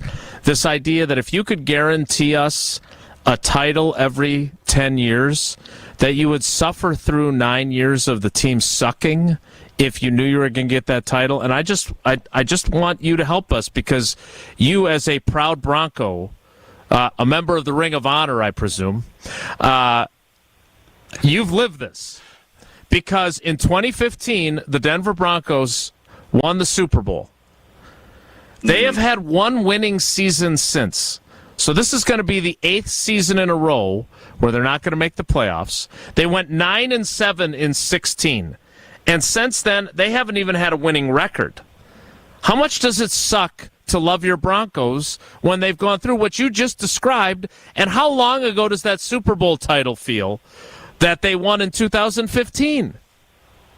Yeah, forever ago. I mean, there's a generation of kids who started becoming Bronco fans right after that that don't know what it feels like to have a team that wins, or a team that's relevant. Listen, winning championships are hard, and it's great, when you get to win a championship. That is awesome. But 7-8 years of dreck that we've been, shuffling through, and the fact that you keep telling people, oh, we're just a tweak here or a tweak there or something, it's just garbage. At this point, I'm just ready to blow the whole thing up, trade everybody, and try to build the right type of football team. Try to build a team from the inside out. Take care of the line of scrimmage and see where we go from there, because it's been awful. And you sit there and you're a part of just part of this great organization under Pat Bowlen that had more times they represented the NFL in the Super Bowl than they had losing seasons over his tenure. And to have 8 straight losing seasons, Pat Bowlen didn't have 8 straight losing. He didn't have 8 total losing seasons in his 30 years of ownership. And and now we've had 8 straight in a row. It's awful. So, hey, I'm all for the championship, and if it means we got to rebuild for a year or two afterwards, then I'm all for that. But not for a decade. Like a decade, this just feels way too long to me. So, Stink, is it you talk about the culture and what that is, but why have they been so bad? Is it just the quarterback? Is it, if you pinpointed it down, because Pat Bowlen obviously knew what he was doing, Peyton Manning finished off, and since Peyton left, it has been a hot mess out there. What is it? What's the 1 or 2 things that have kept Denver from getting back and being a legitimate playoff team? Yeah, I think the biggest thing is they just have not been able to figure it out on both lines of scrimmage. They have not been able to build a dominant football team on the line of scrimmage, and you can make up for a multitude of sins if you can give your quarterback time and you can create, you can consistently run the ball, and you can kind of almost dictate to football teams. Like, to me, running the ball is not, hey, man, we popped a draw on 3rd down 6 and we got 12 yards and, we ended up with 130 yards. I don't care about that. Like, that is, that to me is a bow on top of a present. I want the present. The present is when it's 2nd down and 3, when it's 3rd down and 4, when it's red zone. Can you consistently get yourself 4 yards of carry in those situations in the tough moments? Can you run the ball when everybody in the stadium knows you're running the ball? And, can you dictate that way? Can you create your identity? And do you have core principles that you believe in? Those, to me, are the things that make really good football teams. And certainly, I would look at it here over the last few years is that has not been something that has been a priority here. It's not something we've been able to cultivate or create here. And, meanwhile, we're drafting, 3 or 4 receivers in one draft and thinking that, you're going to win football games because you put a lot of guys out there in the periphery, out there where we're playing in the water. And that to me is not football. That's not what works. Hey, they're important. I get it. But what's really important is you'll win a lot of football games if you can dominate a lot of scrimmage on both sides of the football. And we just have not been able to do that. Never has not been able to do that over the last decade. Can you give us an assessment? Because it feels like Russell Wilson has been better than maybe people think from a numbers standpoint. But evaluating him, how have you seen him so far this year? Yeah, he's been a lot better than he was last year. But again, I mean, that's kind of like putting sprinkles on a turd. It still tastes like crap, It looks a little nicer. The whole numbers thing is goofy to me anyhow. When we get into analytics and we get into people's numbers, and we evaluate things that we don't really know just based on math. Math has never made one tackle, hasn't blocked anybody, it never will. All that kind of stuff is the eyeball test to me is what's important. And the eyeball test is, hey, yeah, he's got better numbers, but for what you're paying him and what you're asking him to do and what the production you're getting, it's not good enough. And I'll tell you the other thing.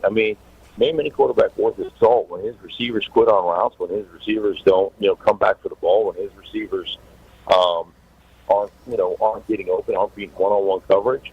Like, I've been around some pretty good quarterbacks in my time. Your receiver's going to hear about it. You're going to get dog cussed, and it just doesn't seem to happen. There's just a level of apathy from the quarterback position. Everything is awesome, and man, it's just great to be getting better every week, and not, the garbage that you have to listen to every day. You can tell that I'm a bitter Broncos. Sounds like it. And just a bitter. It just is. It is just. It's mind numbing. I know people had some complaints occasionally about Aaron or whatever, but at least you knew he's busting his ass, playing hard, playing hurt, and I'm not saying Russ isn't, but at least people are getting held accountable. It is just mind numbing right now what's going on in Denver.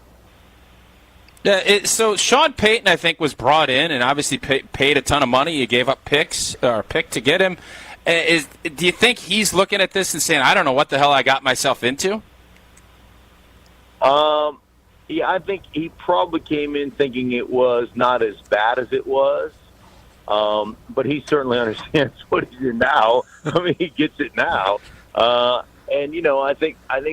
I think the prevailing thought probably was I can come in here and a few tweaks here and there. It's probably going to take me a year to move some people out. And I think I can get Russ playing at an efficient enough level to where we could be good. And I would have to think that he's looking at it now going, you know what, I was wrong in my assessment. We're going to have to move off of a lot of people and get my guys in, get my people in. And so I think that's kind of what you're looking at this particular point in time. But, yeah, I think there was probably a bit of probably kind of almost a Pollyannish look at where they were and what they had. And now that you're more in it, you realize it's just not very good. Talking with Mark Schlereth on Wilde and Tausch. All right, Stink, before we let you go, and I do want to state this for the record. I am really glad that I didn't cover you as a Broncos beat writer during your playing days and now hear you now, because it would have really pissed me off that you're this good and you wouldn't talk to the media. As a beat writer, that would have really bothered me, because you are always great when you're with us. Well, let me just interrupt you and say that I would have talked to you. It just wouldn't have been on the record. You and I would have been fast friends. We would have been great. You just would never have gotten to use any of my stuff. Like Adam Schefter and I are really tight because he was a beat writer. We were very tight. He just could never quote me. Yeah, so I talk to Adam every single day, every day. This is always off. Everything is 100%. As soon as he walked up, I go, "This is off the record," and then we just. So, yeah, but we talked every day. I love my guy, Adam. All right. Slightly different than Tausch's approach when he came back, where he just never came in the locker room when I was in there. Anyway, you said something really important there, and I want to get to this before we let you go, because you mentioned Aaron Rodgers, and there's a lot of people that look back on his time, and I know not enough Super Bowls, whatever else, but they really didn't like how he treated teammates in terms of, quote, holding them accountable and chewing their asses out, right? Now we've got Jordan Love here, who one of his teammates said it never feels like confrontation when you're talking with him. And guys make mistakes, and he doesn't dog cuss them out. Having played with Elway, having played in a different era, how do you view the importance of a quarterback and how his leadership style is presented, and how much of it has to be once in a while chewing guys' asses out? Well, I think every guy is obviously different, so every guy has a different style. But there's got to be no question that you're in charge, and there's got to be like anything. It's like raising children. There's got to be some consequences. I mean, I'll never forget being at a practice where Peyton Manning's in charge, and like he's running blitz pickup, and he's running fake routes and showing guys where he wants them, and all this, that, and the other. And I'm telling you, you cut a route, you make it 2 yards too deep, from where it's supposed to be. You run it at 14 instead of 12. You'll never see the ball again. Like, he wouldn't even have to cuss you out. He could just give you that look, and you will never see another ball in practice. You'll never get another catch. You'll never go your way again. Like, there are some consequences to if it's not done right. I'm going to deal with it. Plus, you chew your ass out too at the same time. So, like, I think that's part of the accountability factor of playing football and understanding ultimately that we all have to do a job, and we all are doing it for one another. Like, hey, running a secondary route where you're not the primary, and running it like you are the primary, and running it so that you attract the underneath coverage and you pull it so you can open up the intermediate throw. Like, that stuff is important. And if you half-ass that route, guess what? Guys just slough off, they pick the ball off, and all of a sudden your quarterback has 2 picks, and honestly, none of them are his fault. Right. Because you're not drawing the attention of the underneath coverage. So, like, that stuff means a lot to me. And I just come from that school. Like, if I get a receiver that's is running a half-ass route, I'd like to put him in, a pass protection drill and let some big 290-pound defensive lineman beat the piss out of him. So that's how I feel about it. All right, Stink. I'm on stinkinggood.com. I'm going to place my order after we hang up with you. You were stinking good today. We appreciate you, brother. Thanks. Anytime. You guys be well. Take care. That is Mark Schlereth. We'll wrap things up next. It's Wilde and Tausch.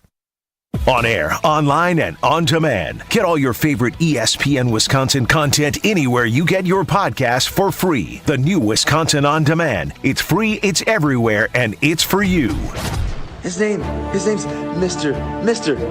Unlimited. Ugh, aren't you glad this guy isn't your quarterback? Wilson has the football! Picked up by the Jets! Wilson to the end zone. That is intercepted! Trust if you're looking for the goodies, Denver isn't the place. On 2nd and 8, Wilson throwing it, he's intercepted! Get ready for the green and gold in Denver with us. Tell him I'm unlimited. 94.5 ESPN. The all-new Potawatomi Casino Hotel has something you gotta see. Play more slots and games, and you could say, "Show me the money," to reveal up to $10,000 each Thursday. 800,000 in prizes is up for grabs. 40 winners each week. This October and November at Potawatomi, Milwaukee. When you're ready to win, just say, "Show me the money." More info at paysbig.com. Must be 21 years old and a club member to play. WTMJ's Vince Vitrano here. A couple years ago, my knee was acting up. As an athlete, I've played through pain before, but it was getting to the point where I couldn't compete in the sports I loved. I decided to check out Orthopedic Associates of Wisconsin. It's the best decision I've made. I felt no pressure to have surgery. That was important to me. We had choices. I ultimately did choose to have a procedure. I was in and out in just hours and back in action shortly after. I recommend meeting their doctors. Visit orthowisconsin.com today. What are we having for dinner? At Cousin Subs, we have a simple answer for this age-old question. A family 4-pack, of course. Now at participating Cousin Subs locations, you can get any 4 classic or deli fresh subs or subs in a bowl and 4 chips or regular fries for the limited time only price of $30 plus tax after 4 p.m. You heard that right. Feed your entire crew for just $30. Order in store at cousinsubs.com or via our app. Cousin Subs, we believe in better. Wisconsin is still cattle country, and that's why Bunzel's chose to stay close to home to hand-select the finest beef. Quality goes into everything they do, from Bunzel's expansive array of meats, homemade specialty sausages, and their award-winning beef jerky. It just isn't a proper holiday meal without Bunzel's top-quality cuts on the dinner table. Tasting is believing. Bunzels.com. We Energies want you to keep this important safety message in mind. Before you start digging, planting, or landscaping on your property, call 811 to have underground utilities marked. Calling 811 at least 3 business days before you plan to dig will help you know what's below and can prevent a hazardous situation. Our representatives will mark the underground utilities on your property for free. So remember, stay safe and call before you dig. We Energies. People you can trust. Energy you can depend on.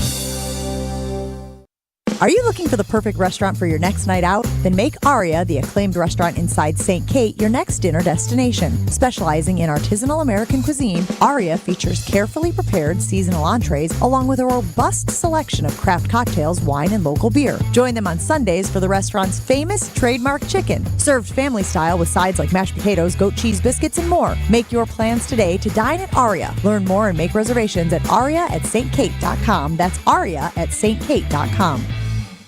Here in Wisconsin, a good old-fashioned is an important way of life. And that's where my friends at Perky's Old Fashioned come in. Hey, it's ESP Milwaukee's Gabe Neitzel here to tell you about the easiest way to put together an Old Fashioned. Perky's offers both brandy and bourbon Old Fashioned mixes. And get this, the booze is already in there. Just add the soda of your choosing, and you'll have Grandma Perky's Old Fashioned in the palm of your hand. Perky's is locally made and great for get-togethers of all kinds. Get perked up and head to perkysspirits.com for your nearest Perky's location.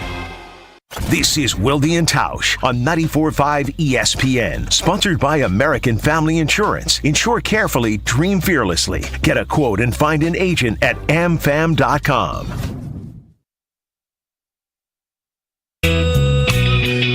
We went over time with stink. I stink at clock management, so that's it for us today.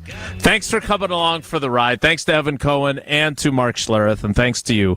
Have a great day. Take care. Be good. Miss any of today's episode of Wilde and Tausch? Presented by Pella Windows and Doors of Wisconsin? Commercial-free full show podcasts are available free on Wisconsin On Demand. An ESPN Radio Extra Point.